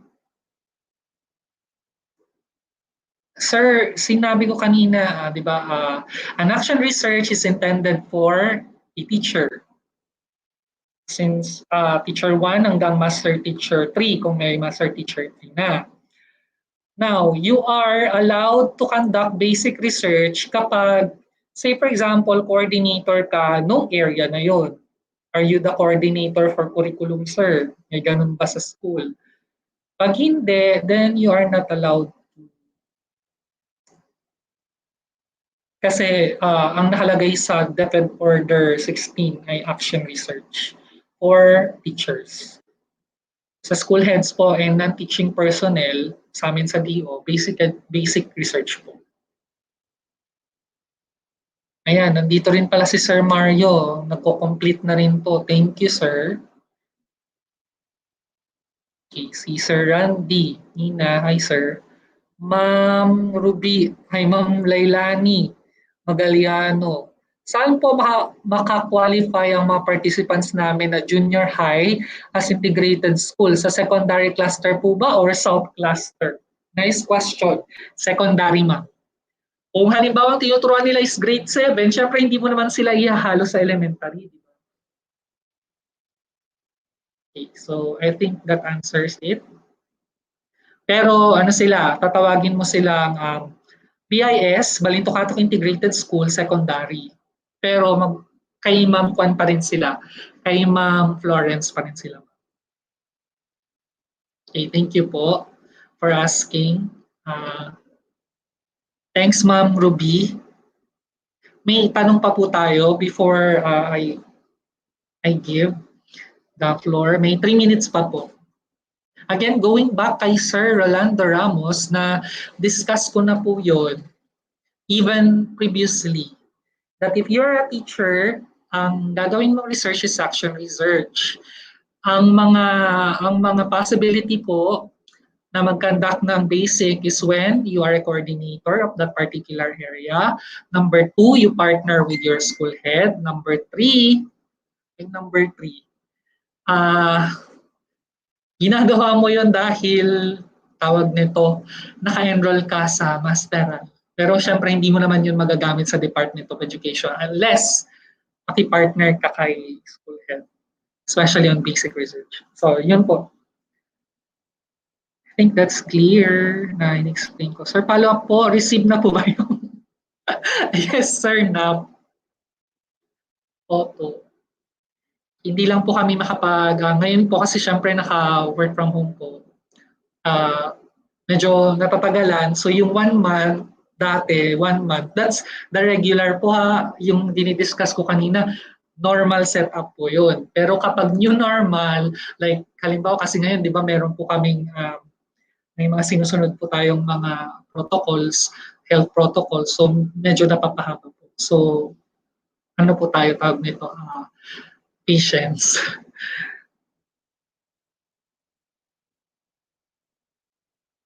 Okay, thank you po, Ma'am Jonaline. And of course, si Ma'am Jinky Kabugao from Patol Elementary School, Ma'am. Hinihintay ko yung research mo, Ma'am. So yun po, it's already 10:29 and thank you very much po for listening. Magagamit niyo po yung mga natutunan niyo po dito later on as you write po yung inyong mga proposal po and as you complete your research. And now, to discuss to us, as I have mentioned po kanina sa ating schedule or scheduled activities, she is to discuss to us the context and rationale po ng research. Mas matanda po siya sa akin sa research. Ay, galit sa akin si Ma'am Joy. And ang ating isa sa mga talagang masisipag in terms of research sa SDO Santiago City, and kapag research po ang pinag-uusapan, hindi po siya humihindi. Pero na lang kung marami po siyang ginagawa. Pero ang passion niya po talaga is to help SDO Santiago City have a established culture of research. And we are really honored and privileged to have her as our speaker for this morning to discuss the context and rationale of action research, our very competent and intelligent cluster coordinator ng North Cluster of Schools. Let us all welcome with a resounding virtual applause, Ma'am Joy Hermosura. Hello, Ma'am Joy. Ayan. Thank you, sir, for that very kind introduction. Kahit pinapangalandakan mo na matanda na ako. Sa research, sabi ko, mas earlier kasi si Ma'am Joy sa akin eh. Yes, because mga batikan. Because of also those people who trusted when I was new at DepEd at kumbaga parang inano nila ako kaagad no, na mag-participate even I was just, I think, on my first year of teaching at DepEd. So, napasubo ako sa RBERC 1. That was RBERC 1, no? And I could never forget that. And Today, Arbor Historical 7 ano na, ngayon. di ba? Yes, Yes, Arbor sir. 7. Oo, Arbor 7 Ay, na. wait, So, I Joy, si Sir Macber, yes, sir, nasa DO po ako ngayon, sir. Okay, ma'am, the screen is okay, yours. sir. Okay, Okay, so thank you very much, Sir Marv. So I'm going to share my screen.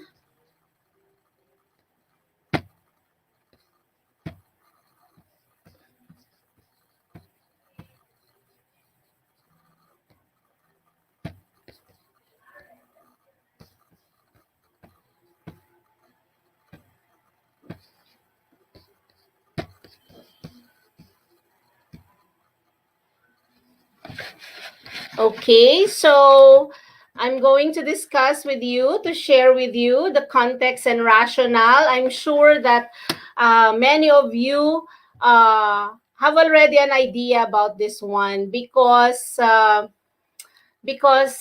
many of you have attended, I'm sure, no, the run for how many years of our division basic education research conference. But then you would ask probably, no, why conduct research amidst the pandemic?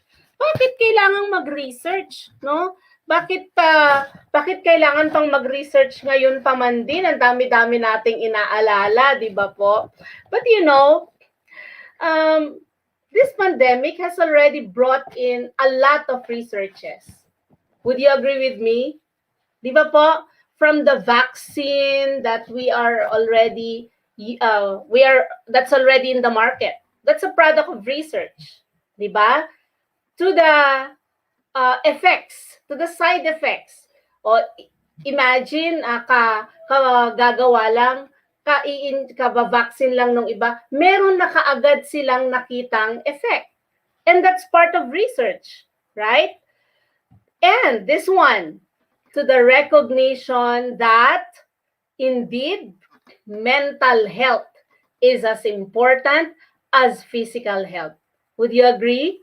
O di ba po, yung mga yun ngayon, nare-realize natin na, ay, wow, no? Kailangan pa bang dumating sa ganito, no, para ma-realize natin yun. But then, this is what? This is a product, these are products of researches. Okay? So, why not, no, do researches in education, di ba po? So our situation right now actually has brought in a lot of studies also, so that education could continue, di ba po?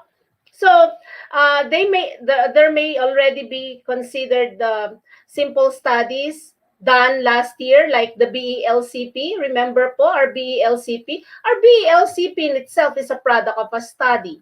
Di ba po? So, nag-gather tayo ng data. So, hindi lang natin sinabi na ang magiging modality namin ganito. Okay? Because we conducted a survey. Okay? So, yun pa lang, study na po yun, no? So but that's basic, no? Basic research. But then, it's still research. So, after 3 quarters, no, are we ready to make action research for our students? Okay, are we ready to contribute to a body of knowledge in the education sector?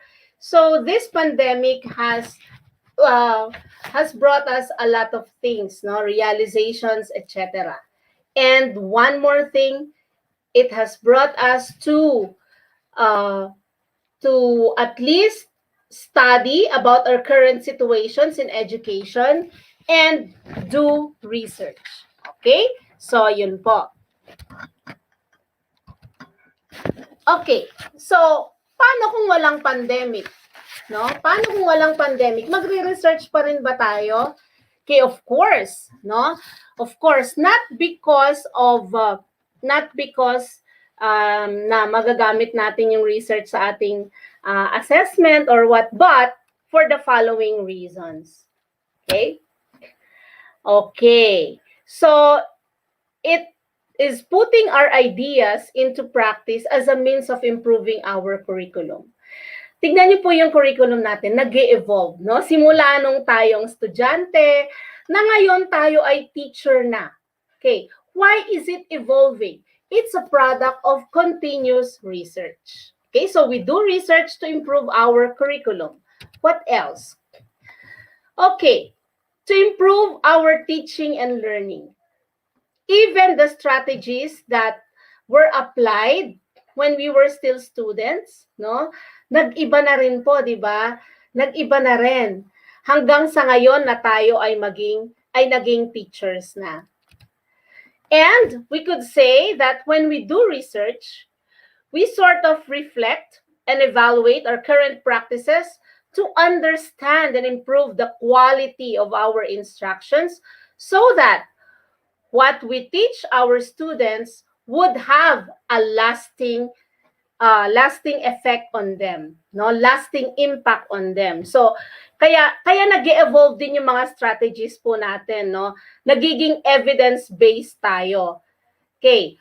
Nagiging inaakma natin, no, kung ano yung mga strategiya natin sa kung ano ang merong kung ano yung environment na meron tayo ngayon, kung ano yung environment na meron ang ating mga estudyante. So it's all evidence-based. That's why it becomes effective. Okay? So this being said, it means that conducting action research requires dedication, creativity, and probably that innate characteristic of wanting to improve in our teaching with the ultimate achievement of our learners as the main goal. That's why when we do action research, we really keep in mind our students. Kasi di ba pag action research, gagawan mo ng intervention, gagawan mo ng paraan para maintindihan, para lubos na maintindihan ng ating mga estudyante ang ating mga itinuturo. Okay po? Okay, so let's just have a walkthrough of our action research proposal parts, no? So this one is the context and rationale. Okay, and then we have the action research questions who will be discussed by our colleagues later on. And then we have there the proposed intervention, innovation, and strategy. So in action research, meron na po tayo kaagad na proposed, na naiisip na intervention para ma-address, no, yung nakita natin na need ng ating mga estudyante. And then you have the action research methods, which comprise of the participants or sources of data, data gathering methods, data analysis plan, okay? And then we have the action research work plan and timelines na napasadahan na ni Sir Marfil kanina. And the cost estimates, napasadahan na rin po ito ni Sir Marfil kanina. And of the plan for dissemination and utilization. So I think he has already discussed this one, no, a while back. Now, what's the difference between basic and action research? Kasi alam ko may mga magbe-basic research din po dito, no? For action research, nauuna po yung intervention. Okay? So meron na kaagad na innovation or intervention or strategy to address the identified need. For basic research, nauuna po, ini-evaluate muna. Okay, nag-evaluate muna tayo. Halimbawa, programs. We evaluate first the programs and then based on the evaluation, saka tayo magka-craft ng enhancement or another program probably to replace the existing program. Okay? Or add some activities to the existing program. So yun po yung pagkakaiba ng action research at saka basic. No, so sa ating mga nagpaplano po na gumawa ng proposal. So that's the difference between action research and the basic research proposal. Okay? But most of ang difference lang is here in the action research proposal, the review of related literature is embedded on the context and rationale. Whereas in basic research, it's part 2. Okay? There should be an in-depth study about the topic that is being proposed, no? So mas nakahiwala yung review of related literature and study sa basic research. Okay? Ayan, references. References will be discussed later pala.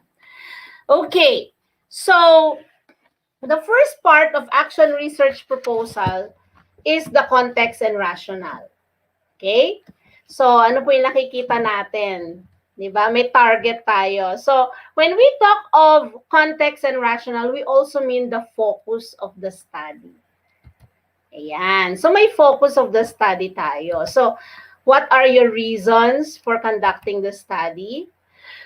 What studies related to this one are available? Okay? Saan tayo pwedeng mag-search? Pwede tayo sa internet. Actually, mamaya po present sa inyo kung saan tayo pwedeng mag-access ng mga studies. Kasi before, medyo mahirap kasi normally, mga foreign lang yung nasa internet. But now, ang dami na pong mga Filipino researches, no, na nasa internet. Like in ResearchGate, no, nandoon may mga Filipino authors doon. Makikita niyo doon, merong mga all about SBM, merong ano pa yung nakita ko about Brigada Eskwela. Okay? So, marami po, no? So, previous knowledge, that's all about the review of related literature. And then, justifications of your study. And, of course, the significance and the need to conduct the study. So, all of these things should be interwoven, okay, in the context and rationale. And we shall be discussing this one by one. Okay? So, first, we have the reasons.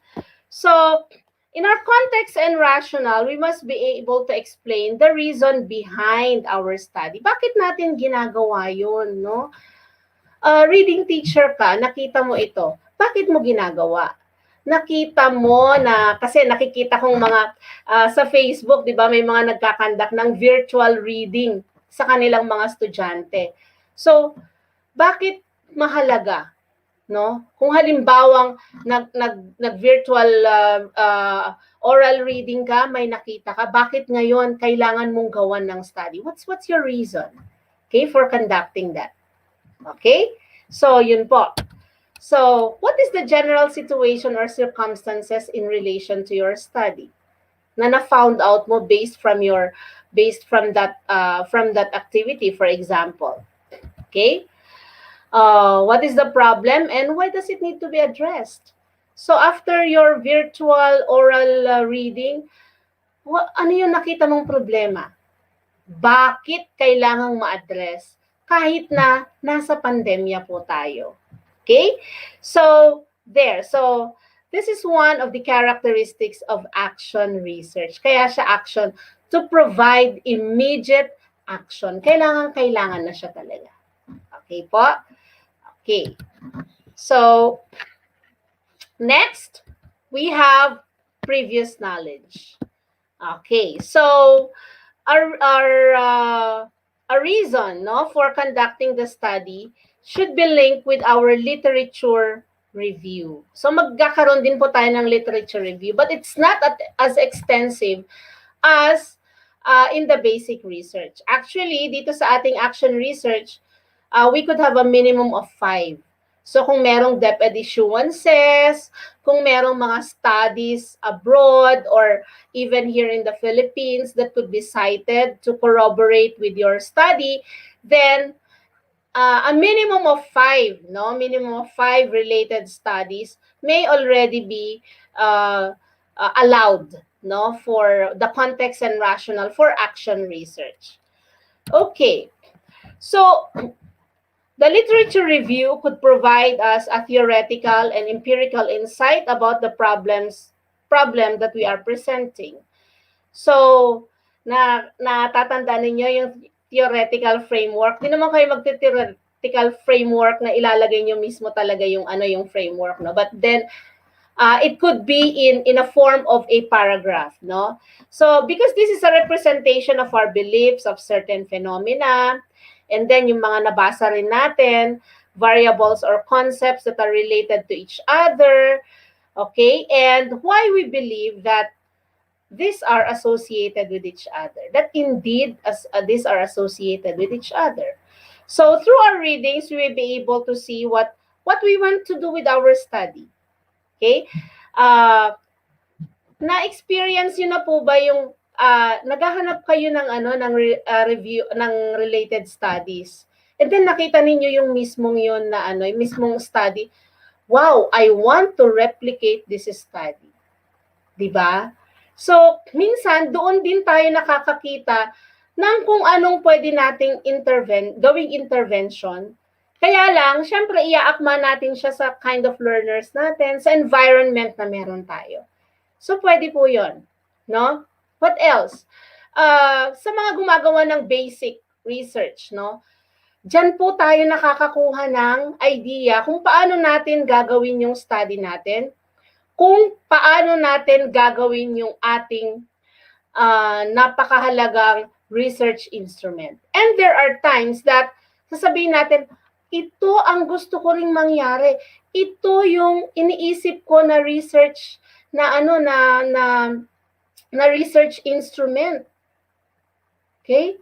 Pwede ko kayang kunin na lang ito? Pwede pong i-adapt. Diba?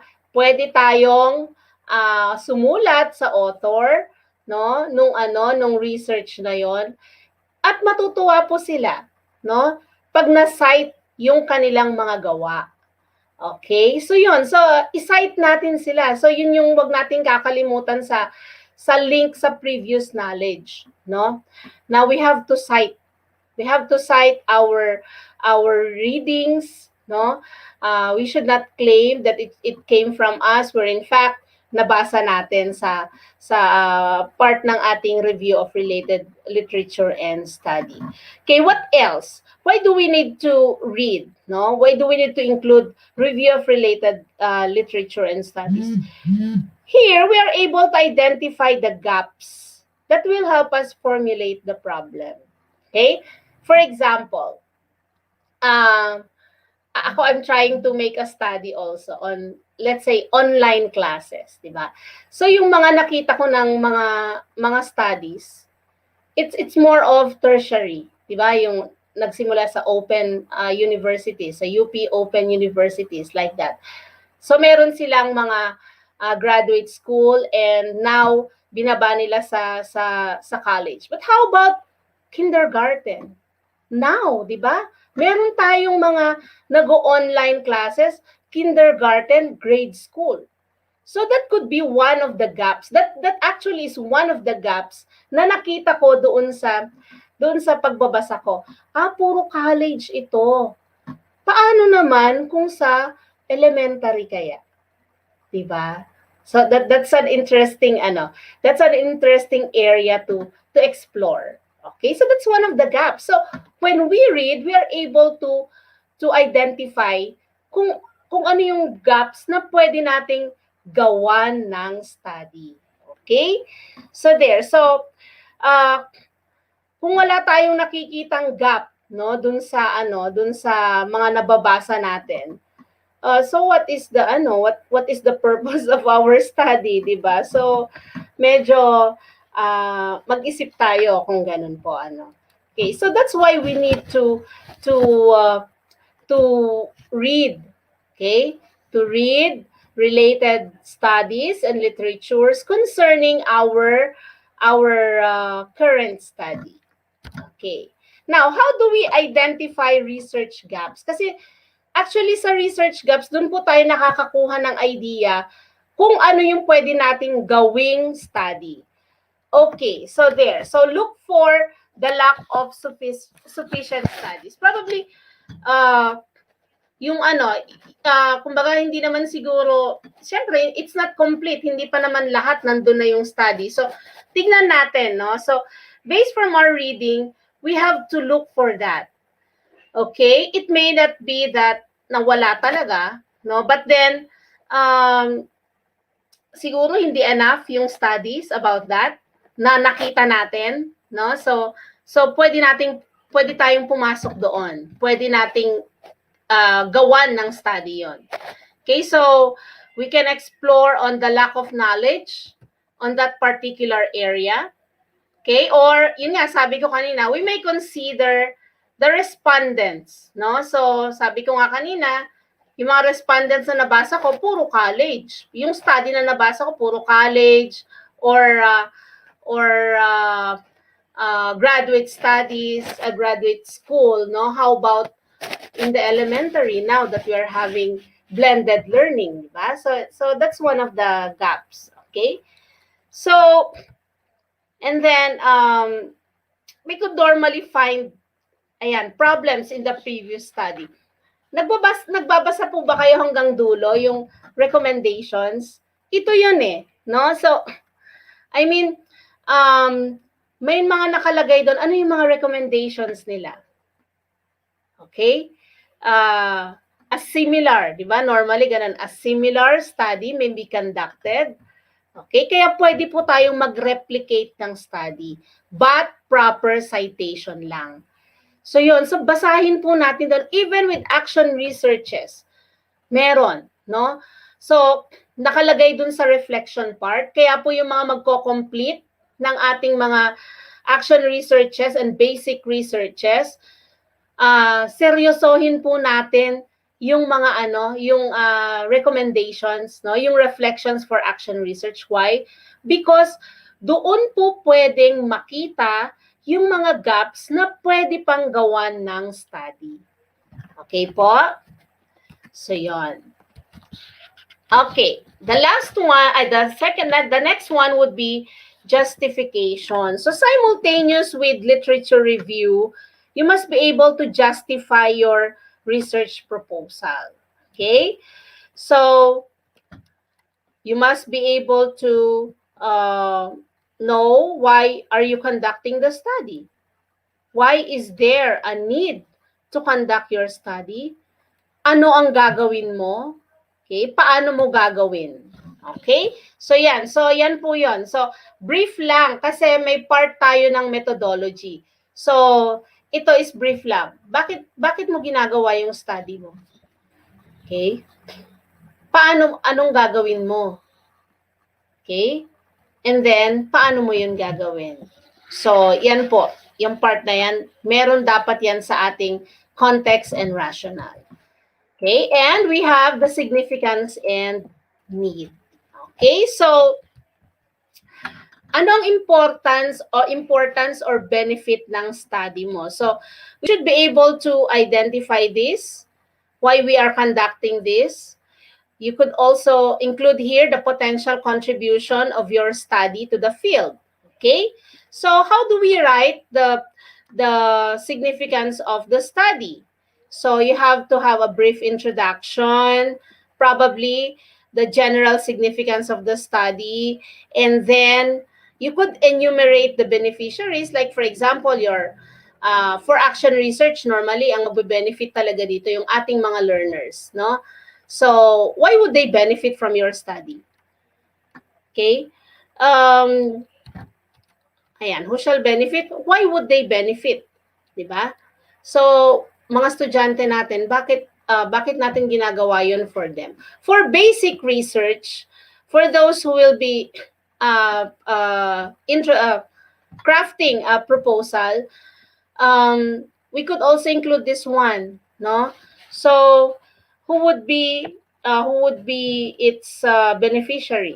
For example, yung nabanggit ko kanina, pag nag-conduct tayo ng study on online classes, what would be its significance in the institution that we serve, or to our learners, or to the teachers, or even the parents? Okay? So, yun po. So, sa action research naman, sa ating mga estudyante. Okay?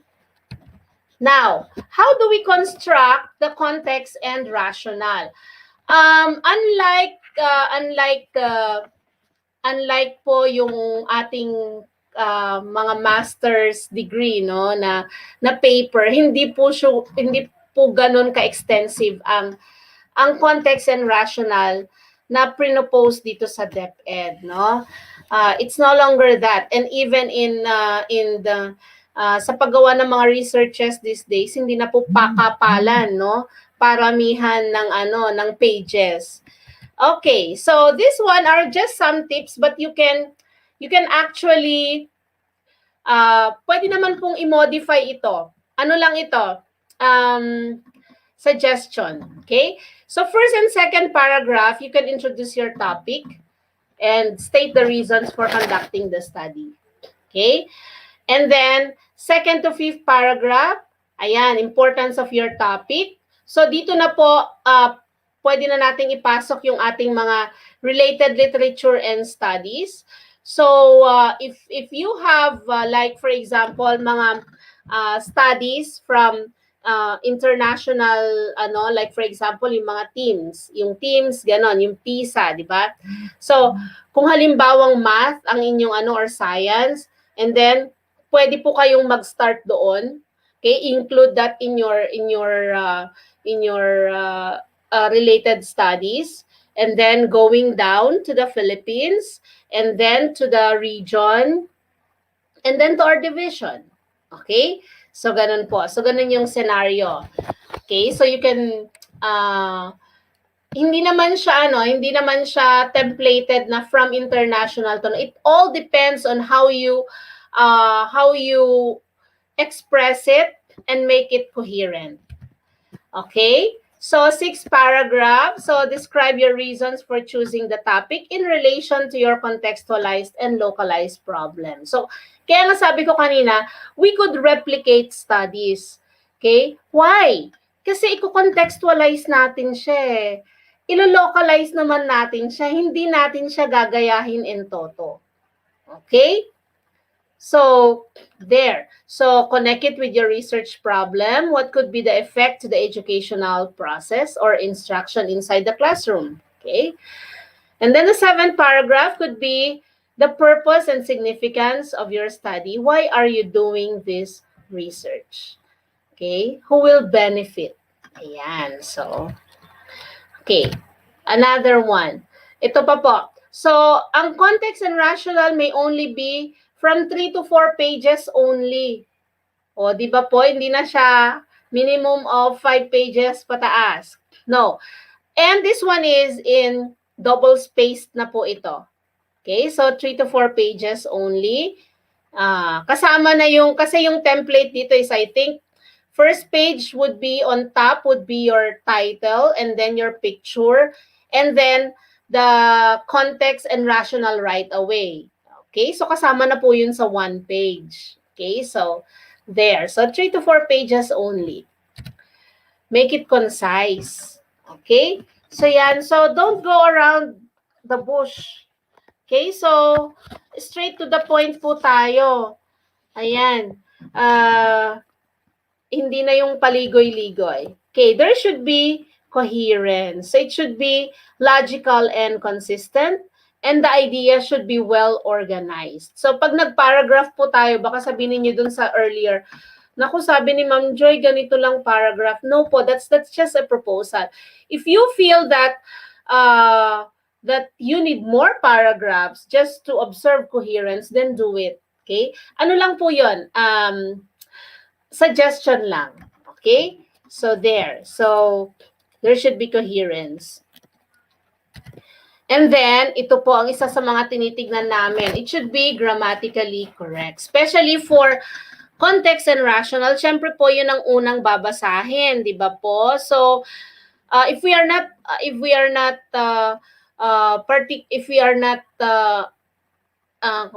confident with our grammar, we could have somebody check it.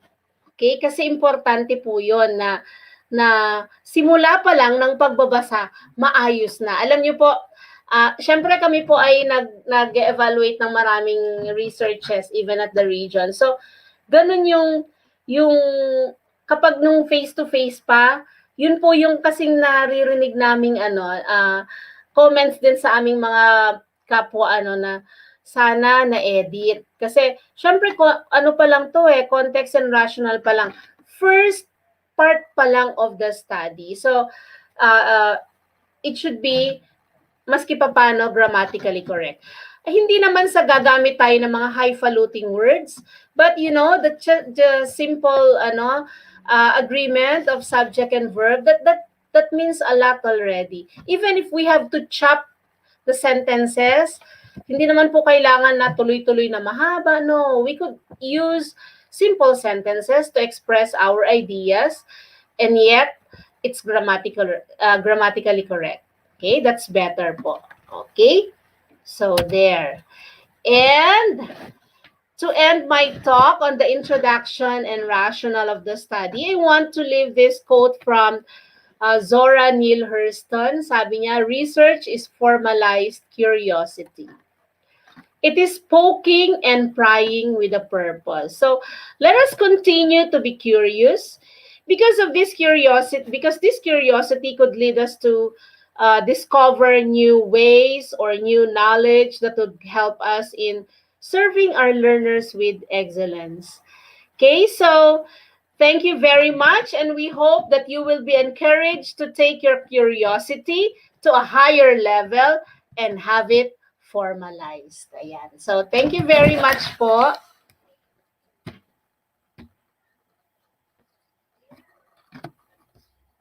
Okay, Sir Marfil. Thank you very much, Ma'am Joy. Allow me to give this certificate sa'yo. Yung hard copy later na lang. So, allow me to read the content. Saglit lang, ma'am. Share ko lang. So, yan.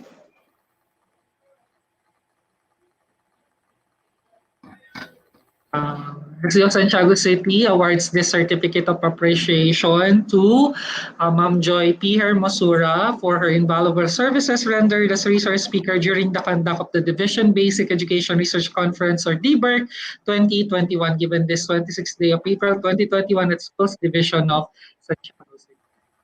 Congratulations and thank you, Ma'am Joy, for your time. Thank you very much, sir. Thank you.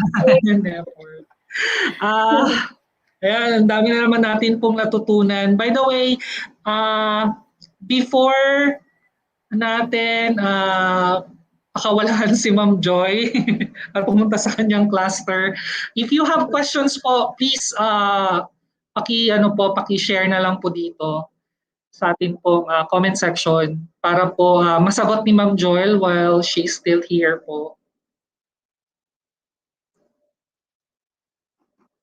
Kung may 10 seconds delay kasi ito, Ma'am Joy, so alam mo na yan.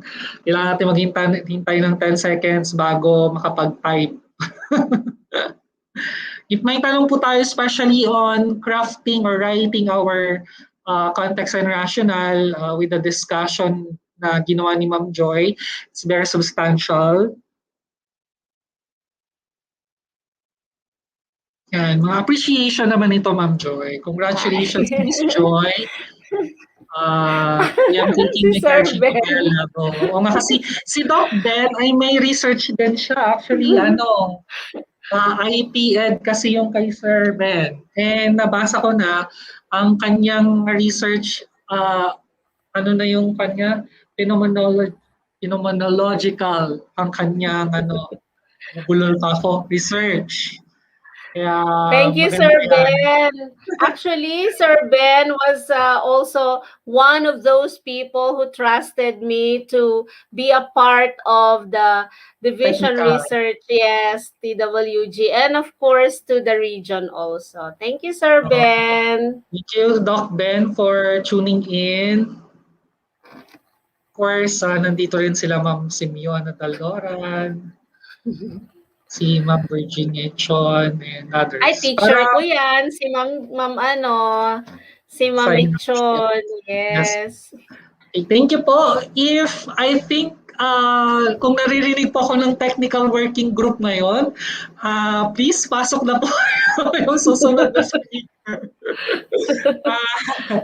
Kung nanonood po, yung ating technical working group po, kadlawak. Action research questions, sir, right? Or ano, Yes, si or Sir Mar na po ang susunod.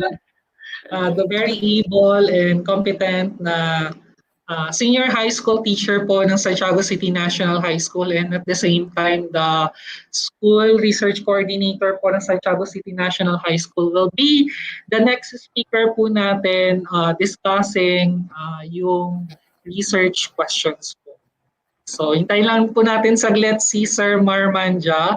Hopefully, nakapag-take note po tayo ng ating ng mga takeaways natin from the discussion ni Ma'am Joy, because we will be using that as we craft our research later on. And yun din naman yung gagamiting basis din ng ating mga coordinators later on kapag nag-craft, kapag nag-meet na po kayo sa sa cluster. Nandito na siya, Ma'am Joy. sige, sir. Saglit lang. Siyempre, meron dito muna tayo, and then nandito na siya, Ma'am Joy.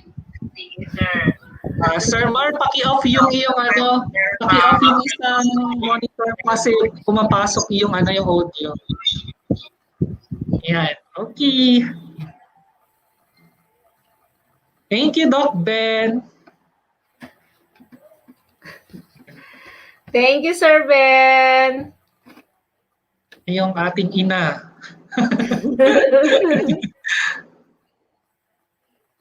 Okay. Uy, dalawang video mo, sir. Which do you prefer? Diba? Pero mas maganda isa, Sir Mar. Ayan, mas okay na to. Sige, out ko na lang itong isa, sir. And then try to present na po. Again, we give to you our third speaker, Sir Mar Christian Paul Manja. Tama ba ka, Sir Mar? Complete na yung name mo. Mar yes, Christian sir. Tamang-tama po. Ayan. So, I think bigyan na natin yung yung screen kay Sir Paul, Ma'am Joy. See you later, sir. Ay, Ma'am Joy. Okay, so good morning po sa lahat. At ako po ang susunod na magiging speaker for today. So, ang magiging topic po natin ay ang ating action research questions. So, nakafocus po tayo ngayon sa action research dahil yun po yung una po nating i-discuss for today. So, if there are participants to craft their basic research, ay magkakaroon po ng other speakers para po i-explain ang mga questions to be crafted for the basic research. So today, allow me to share my presentation.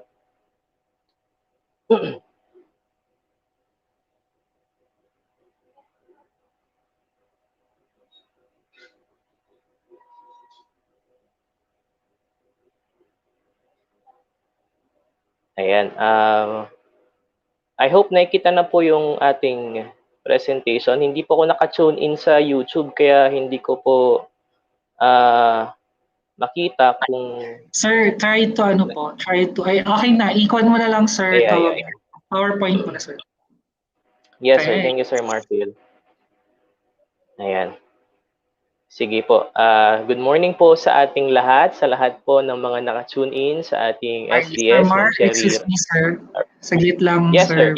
Yes, ay, sir. hindi pa siya naka-PPT, sir. I mean, hindi pa siya naka-present. Yes, sir. I-maximize na po yung screen. Ayan, okay. Thank you, sir. Ayan. Thank you, sir. Medyo nagde-delay yung laptop eh.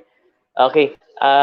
Good morning po sa ating, of course, SDS, Ma'am Sherry, ating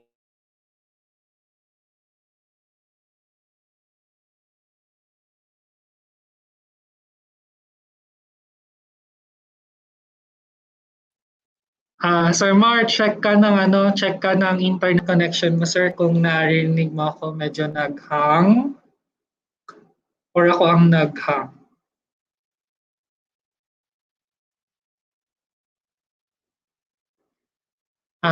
Sa TWG po, who are around, please,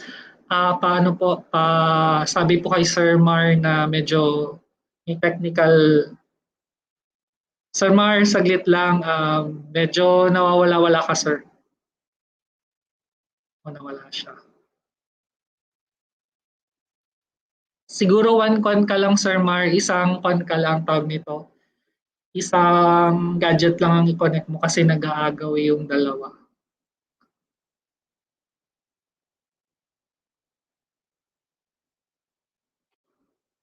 Uy, nandito si Ma'am, nandito na si Ma'am Cheat. Libuka.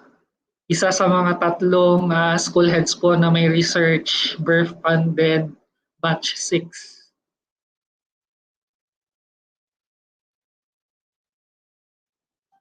Oo nga, Sir Loreto, nawala si Sir Mar. Wait lang po, saglit lang po. Tayin lang po natin si Sir Mar, baka nagko-comment, nagko-connect po siya.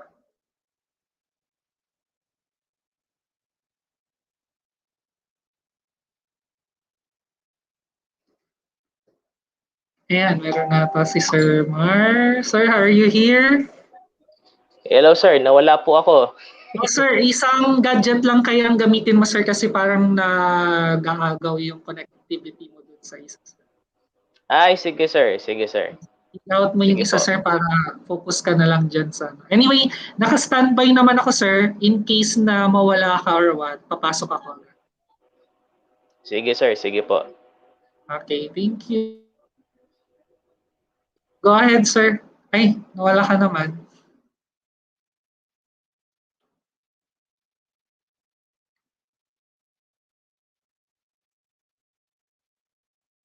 Okay, tayin lang po natin. Announcement po, yung ating pong attendance, kung sino po yung nandun naka-register, sila lang po yung sila lang yung pwede pong mag-attendance. Kung hindi po kayo nag-register, hindi po kayo makakapasok na naman doon sa attendance kasi po ang ginawa ko po doon yung mga email po nung nag-register, nilagay ko po doon sa mga pwede lang pong mag-attendance. Okay? Baka bigla po kayong magulat, hindi na naman ako makapasok. Baka hindi po kayo registered. So, kung registered po kayo at na-capture po yung email ninyo, makakapag-attendance po kayo. Usually, every afternoon po natin ibibigay yun at the end of our session. Okay? Sir Mar, anong gagamitin mong angle? Yung PC po, yung PC. Yes, Yes po. Okay. Go ahead, sir. Okay, sir. Okay na po sa audio? Yes, sir. Okay, thank you, sir. Pasensya na po at nagkakaroon po tayo ng konting technical difficulties. So I hope nakikita na po yung screen at naririnig na rin po yung audio. Okay, so balik po tayo kanina. Sabi nga po natin, when we're going to propose an action research, of course, una natin gagawin ay mag-craft tayo ng ating mga research questions. So, syempre, based on our research questions, gagawa po tayo ng mga investigations like providing data and other evidences na papatunayan yung mga claims natin based on the results ng ating research. And of course, magkakaroon po yan ng testing. Okay. So, I would like to introduce myself first sa mga hindi pa po nakakilala sa akin. I am Mar Christian Paul Di Mandia, Teacher 2 of Santiago City National High School. Okay. So, to start with, sabi dito, the research question begins with a research problem, an issue someone would like to know more about, or a situation that needs to be changed or addressed, such as, una, area of concern. Diniscuss naman po ng ating focal person sa division ng research that tayo po mga teachers, ang ating area of concern is the teaching and learning process. So yun po tayo magpo-focus, okay, in crafting our research question. Iisipin po natin ano nga ba yung ating area of concern. And of course, let's take it to consideration also na yung area of concern natin is based on the most essential learning competency. So from the milk, titignan po natin kung ano yung mga least mastered competency. So yun po. Pangalawa, conditions that could be improved. Tama po. Katulad ng sinabi ko po kanina, ano nga po ba yung mga least mastered competency? So I'm addressing this to teachers, okay? Classroom teachers. So if you're going to propose an action research and you're going to craft your action research questions, kailangan po natin makita kung ano nga po ba talaga ang least mastered competency based doon sa nakita nyo sa mga bata. Now, number 3, difficulties that need to be addressed. Sabi dito, a research problem can lead to a hypothesis o yung tinatawag nating intelligent guess and or research question. Questions should in some way worth investigating, improve educational practice, and or improve human condition. Unahin na po natin yung isa, worth investigating. Now, sabi nga po ni Ma'am Joy kanina, iba po ang situation ng ating pagkandak ng klase ngayon. Kasi meron tayong na-experience na pandemic. So, yung mga nakikita nyo bang difficulties ng mga bata ngayon is worth investigating. Yung mga nakikita po ba nating lapses in our teaching and learning process ay worth investigating. Ang mga ito ba ay dapat ma-improve? Okay? Are there educational practices na kailangan ma-improve? Or, pwede rin po ito, are there human conditions na kailangan pong ma-improve? So yan po no, yung mga some of the things na kailangan nating consider when we are going to craft our research question. Next, now from your introduction or your context and rationale, okay, from your introduction, write the aim of your study and then identify the key issues that you want to find out. Write them in a question form. So ayan po ano, magsisimula po talaga tayo sa pagsusulat ng isang katanungan. You always ask yourself, ano nga ba yung gusto kong i-target? Okay, sabi nga ni Ma'am Joy kanina, there should be a target. Ano yung gusto mong malaman? So bakit nga ba ang mga estudyante natin ngayon are facing difficulties in improving their academic performance? Nasa way ba ng teaching ko? Nasa problema ba na na-encounter nila? So, yun. And then from your questions, of course, kasi i-discuss din mamaya yung intervention. So, dapat align yung context and rationale, yung proposed intervention, and your research question. So, dapat yan naka-align. Okay? Naka-ano po siya, connected sa bawat isa. Okay, next. Now, there are some. Okay, Sir Mar, excuse me, Sir Mar. Yes, Ma'am Joy. Ma'am Joy. Sir, pa-off po nung isang audio ninyo, nag-feedback. Ay, ganun po, ma'am. Ay, hala. Naka-off po, ma'am, pero sige, ma'am. I-leave ko na lang po yung isang ano. Ma'am, okay na po? Yes, sir. Sorry, ma'am. Sorry po sa mga participants. Salamat po, Ma'am Joy, sa pag-ano. Ayan, sir. Sayang kasi, sir, yung discussion ninyo eh. Okay. Sorry, mama. Sorry po sa mga participants. Hindi ko rin po makita kung may comment po kayo sa YouTube. Hindi po ako nakatune in sa YouTube po ngayon. So, yun po. Sige po. Let me go back with this one. There are characteristics of good research questions. So, I'm going to present some.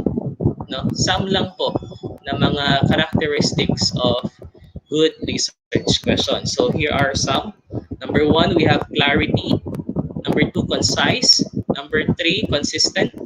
Number 4, measurable. Number 5, complex. Okay, let's go first with number 1, clarity. You should clearly state what you want. So from the context and rationale, in-state nyo na po doon actually yung gusto yung makita o masagot na problem. So from your context and rationale, clearly stated na po doon, clearly stated din po sa proposed intervention, and pagdating po sa research question, it should also be clearly stated. So dapat parehas po kung ano yung ini-state nyo po doon na gusto nyo makita. Okay? Number 2, concise. Ito po, sabi dito, not too broad and not too specific. Kapag masyado naman pong malawak, okay, baka mahirapan naman po kayong sagutin or mahirapan kayong humanap ng kasagutan. This is also applicable to any other type of researches. Kung meron po tayong mga viewers na estudyante right now, ito rin po isa sa mga tip na kailangan yung matandaan na kapag ang research question o yung tinatawag nilang statement of the problem ay masyadong malawak, okay, hindi po or maaaring mag-cause po yun ng difficulty sa atin to find an answer. Now, however, naman, if it's too narrow, you might find that some of your data are useless. Kapag hindi mo naman in-expand, masyado namang maliit yung scope mo, naku baka naman there are, variables na na-miss ka or baka may mga variables na naisama mo pero dahil nilimit mo ay hindi pala siya mapapakinabangan. So please consider the variables that should be presented, especially yung 2 main variables po natin sa research, which are the independent and dependent variables. Na i-discuss po yan later on pagdating po sa ating mga data. Okay, so number 1, it should be clear. Okay, clarity. Number 2 is concise. Number 3, we have consistent. Okay, they should be aligned to the aim of your proposed research. Paulit-ulit po namin sinasabi ito. Actually, marami po ang gumagawa ng proposal na medyo nako-confuse lang naman kung ano talaga yung gusto nilang i-target. From the context to the intervention, papunta ngayon kay research question. So kung ano yung sinabi mo doon, dapat naka-align lang po sila. Kung sinabi mo ng competency regarding writing, tapos specific doon, anong klase ng writing, it's technical writing. So from context and rationale, technical writing, proposed intervention, technical writing, research question, technical writing. So kung ano lang po yung state niyo po doon, either sa mathematics, sa science, and even other subjects, dapat align po yung inyong research questions to the rest of the parts of the action research proposal. Okay, number 4, measurable within a specific time frame. Later on po, i-discuss po sa atin kung paano po natin gagawin yung ating time frame. So make it sure your research questions can be answered by analyzing data. So syempre, if you are given a specific time frame, meron po kayong goal from day 1 to the end of the process ng research mo, dapat yung mga questions can be answered by analyzing data. So yun po ano dapat nag-gather. Tapos why should we analyze it? Kasi syempre hindi naman po ito basta simple descriptive type of research. It's an action research po. Kailangan po natin ng mas malaliman na pag-intindi sa ating mga presented variables and data. Okay, so yun po, consistent from your action research, context and rationale, hanggang umabot po kayo sa research question. Ayan po. And then measurable within the specific time frame. Okay, last we have the complex. Okay, complex in a sense that it will allow you to analyze data, interpret data, and identify findings. Now, sabi dito, the research question should allow you. Yes, Sir Marfil. Ay, saglit lang, sir. Ay, yes, sir, naririnig daw sa audio ninyo yung parang yung electric fan, sir. Medyo naririnig sa mic ninyo, sir. Baka nag-feedback lang, sir, na ano. Sige, sir, wait lang po. Pa-check na lang, sir. Actually, nainitan na ako dito. Thank you, sir. Sige, sir. Yes, sir. Yes, sir. Sir, okay na po yan?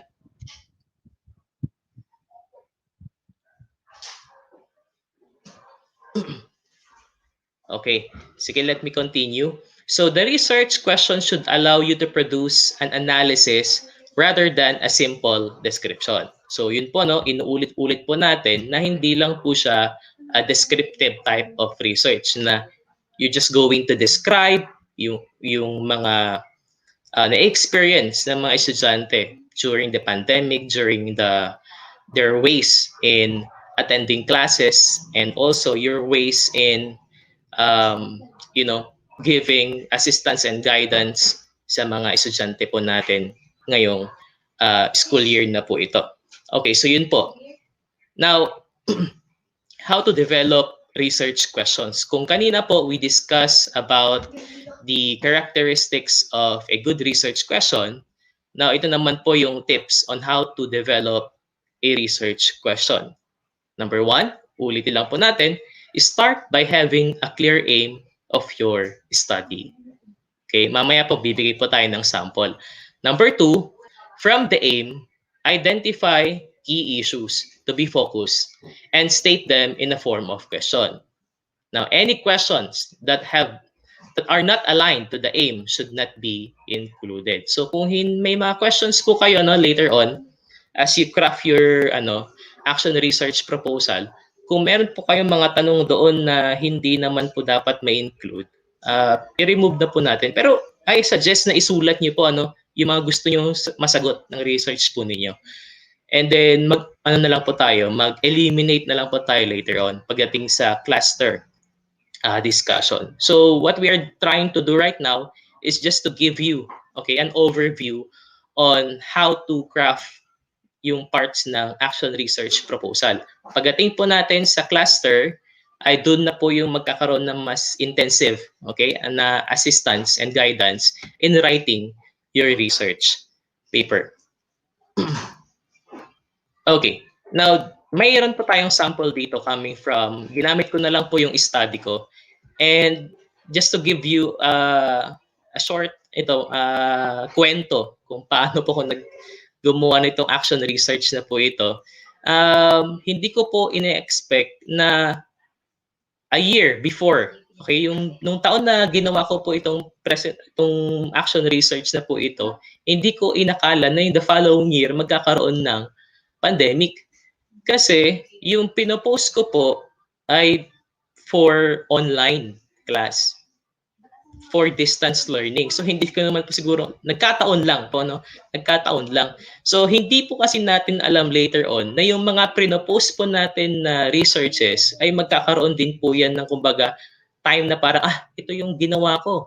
Saktong-sakto sa nangyayari sa paligid. So everybody should be encouraged to write their action research kasi hindi po natin alam na maaaring ngayong panahon po ay sa tingin nyo parang hindi naman po nagagamit. Pero we don't know. Okay? Hindi po natin hawak ang mangyayari sa paligid natin. So nung ginawa ko po ito, wala pong pandemic.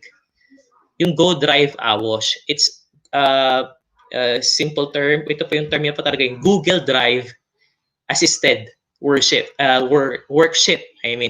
So, online, kumbaga distance learning. And then, suddenly, it happened. Nagkaroon po tayo ng pandemic. Yeah. Sabi ko, nga, sakto. So, hindi po natin alam. So, I encourage everyone to really do your action research proposal. And kami po mga TWG, even TWG ng school po ninyo, are really willing to help you. Okay. Now, sabi dito, this research aims to determine the effects of Go Drive Awash to the technical writing skills of grade 12 SPA students of Santiago City National High School. Okay? And then sabi dito, meron siyang verb na aim. Okay? And then determine what? Yung effects ng aking intervention, the Go Drive Awash, sa anong competency? Sa technical writing skill. Nino? Of course, ang grade 12 SPA students ng anong school? Santiago City National High School. So yan po yung mga makikita natin mga variables and terms na makikita natin dapat sa ating introductory sentence ng action research. Specifically, it aims to answer the following questions. So ito po ay templated. Itong pinapakita ko po sa inyong research questions ay templated. Meaning, pagdating po natin sa cluster, ito po, ito po yung guide po ninyo, and there are other TWGs who will be sharing their research question as well kung paano po nila ginawa yung kanilang output. Okay, number 1. What is the level of technical writing skill of grade 12 SPA students before and after the implementation of the Go Drive WASH? So, punta mo tayo sa number 1. Level of technical writing skill. I use the term level kasi ginamit ko po yung sa ginagamit natin sa pagbibigay ng grade. Yung mayroon po tayong beginning, approaching, ganyan po, developing. So doon ko po binase yung magiging grade po nila later on sa technical writing skill kasi yun naman po yung ginagamit natin sa card. Now, another terms to be considered in question number 1 is yung ito, before and after the implementation of the Go Drive WASH. And then pangalawa, is there a significant difference on the pre-test and post-test of grade 12 SPA students before and after the implementation of Go Drive WASH? So meron po bang pinagkaiba yung result? Significant difference ni pre at saka ni post. So yun yung second question natin. Yung unang question natin is ano yung level ng competency nila before and after ng ating intervention. Pangalawa is nung nagpa-pre-test and post-test ka, may significant difference ba? Okay? And then number 3, what is the effect size or magnitude of the difference of Go Drive WASH to improve the technical writing skills to the grade 12 SPA students? So number 2, tinignan mo yung significant difference. Tapos nung kinuha mo, okay, yung significant difference niya, titignan natin kung ano yung effect size or magnitude. It will be later on discussed sa ating stat part kung paano natin kukunin yung effect size. Pero ang pinapakita dito is kung gaano siya ka-effective. Kung large ba yung kanyang interpretation, small, ganun po. I-discuss po yan later on. But I'm just showing you yung 3 important questions to be answered sa inyong action research proposal. Okay? And just to give you maybe to last na po ito, just make it sure po na wag tayong malilito in crafting the research questions, especially in dealing or considering the least mastered competency. Make it sure po na yung mga competencies po natin ay talagang naka-align po sa MELC. Okay? And of course, ito pa po, no, laging sinasabi sa amin in crafting our research questions is kung yun po ba talaga yung lumalabas sa result ng kanilang mga test. Okay? Nag-conduct ba kayo dati ng diagnostic test? Nag-conduct ba kayo ng other ways to para makita yung mga least mastered competency para pagdating po sa ating research question ay hindi po tayo magkakaroon ng problema. Okay? Kasi pag nagkaroon pa ng problema, affected po si context and rationale and other parts of the research. So, yun lamang po at alam ko po ito yung huling slide na inaabangan po ninyo. Ayan po. Thank you for listening and have a happy and productive webinar to all. At pasensya na po sa mga technical difficulties at maraming salamat po.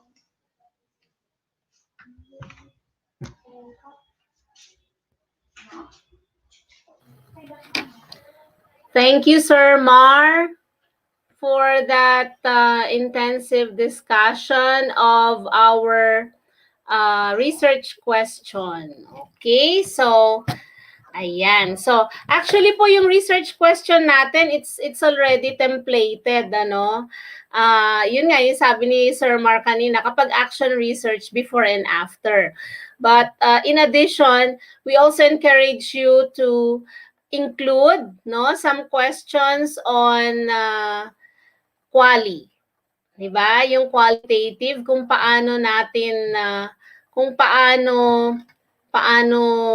kumbaga kung minsan, we also need to look into yung mga processes, kung paano natin kinandak. Let's say, for example, ano yung mga naging experience natin, di ba? So that, or naging experiences ng bata sa pagbibigay natin ng intervention so that those who will read yung paper will have an idea of how you conducted the study. Although yun nga po, for a start, it's okay na yung templated part na sinend ni Sir, na diniscuss ni Sir Mar, ang gamitin po natin. Thank you very much for that, Sir Mar.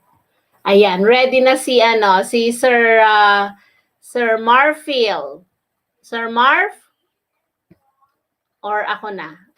Okay, layata siya eh. Sige ma'am, i-award na po natin to Ma'am Joy, itong certificate. Of course, to our very able and intelligent member of the Division Research Technical Working Group. Certificate of Appreciation is hereby awarded to Sir Mar Christian Paul Manja for his invaluable services rendered as research speaker during the conduct of the Division Basic Education Research Conference DBERC 2021, given this 26th day of April 2021 at the school's Division of Santiago City. Congratulations and thank you, Sir Mar, for your time and sharing your expertise to all our participants. Virtual clap. Yung Sir Mar, yung tawag nito, yung hard copy nga, isasend na lang namin sa inyo. Yes, sir. Thank you po. Thank you so much po sa lahat ng viewers po natin, sa mga school heads. Maraming salamat po.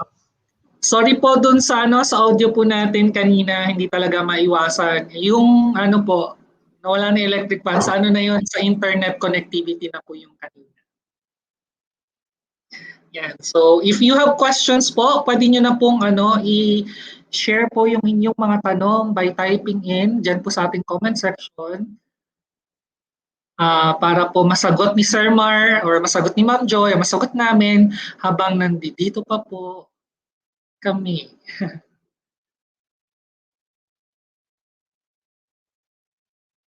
Thank you, Ma'am Jonaline Martin, for the timely feedback. Most active participant. Congratulations again, Sir Mar. Hintayin lang natin siguro 5 minutes po. After po this session, we shall end po dito and then we'll have our lunch break. Tapos babalik po tayo with another link po for this afternoon. Nakatapos po tayo ng 3 items for this morning. Yung ating research management guidelines, context and rationale, and then of course yung discussion natin with Sir Mar Mandia on the research questions. A lot more to go this afternoon po, kaya wag po tayong liliban, wag po tayong absent because lahat po ng mga discussions po dito later on ay magagamit po natin as we craft our action research proposal. And yung sa completion din po ng ating research. Yan. So mga na lang po, message of appreciation na lang daw ang meron sa comments, sir. Kung nababasa mo, Sir Mar. Aray, bibisitahin naman ako ni Sir Macber. Anytime, sir, basta hindi pa ako nag-speak. Pwede naman. Again, thank you, Sir Mar, Ma'am Joy, for your expertise at for sharing your knowledge and yung mga technical know-how po ninyo for all our participants. It's really indeed a valuable gem that we should treasure po, especially on research. So again, thank you po. Thank you po. Thank you for the opportunity. I'll be forever grateful for the opportunities that you're giving me and the technical working group to help in cultivating the culture of research here in our SDO. Yeah. And of course, sa lahat ng mga technical working group po mamaya this afternoon, meron pa po tayong how many speakers? 1, 2, 3, 4. Around 4 pa po ang ating speakers for this afternoon. Kaya standby po tayo. We are going to give another link po mamaya sa same po sa YouTube channel. Ibibigay na lang po namin sa mga school heads po para makapasok ulit kayo dito. Because this is an unlisted po kasi yung YouTube. Hindi mo po siya masasearch hanggat wala kang copy ng link. So, yun po. So we call it a day muna for call it a day, hindi. Pero mawala tayo mamaya, Ma'am Joy. Muna natin yung session po natin this morning at magkita-kita po tayo, balik po tayo dito ng 1 p.m. po. It's already 11:41 on my clock. Yun. Thank you po for tuning in. See you po this afternoon at 1 p.m. Okay. See you later. Ma'am Joy, wag ka muna mag-out. Okay, sir. Nandiyan ka pa ba, ma'am? Yes, Sorry. sir. Okay. Sige.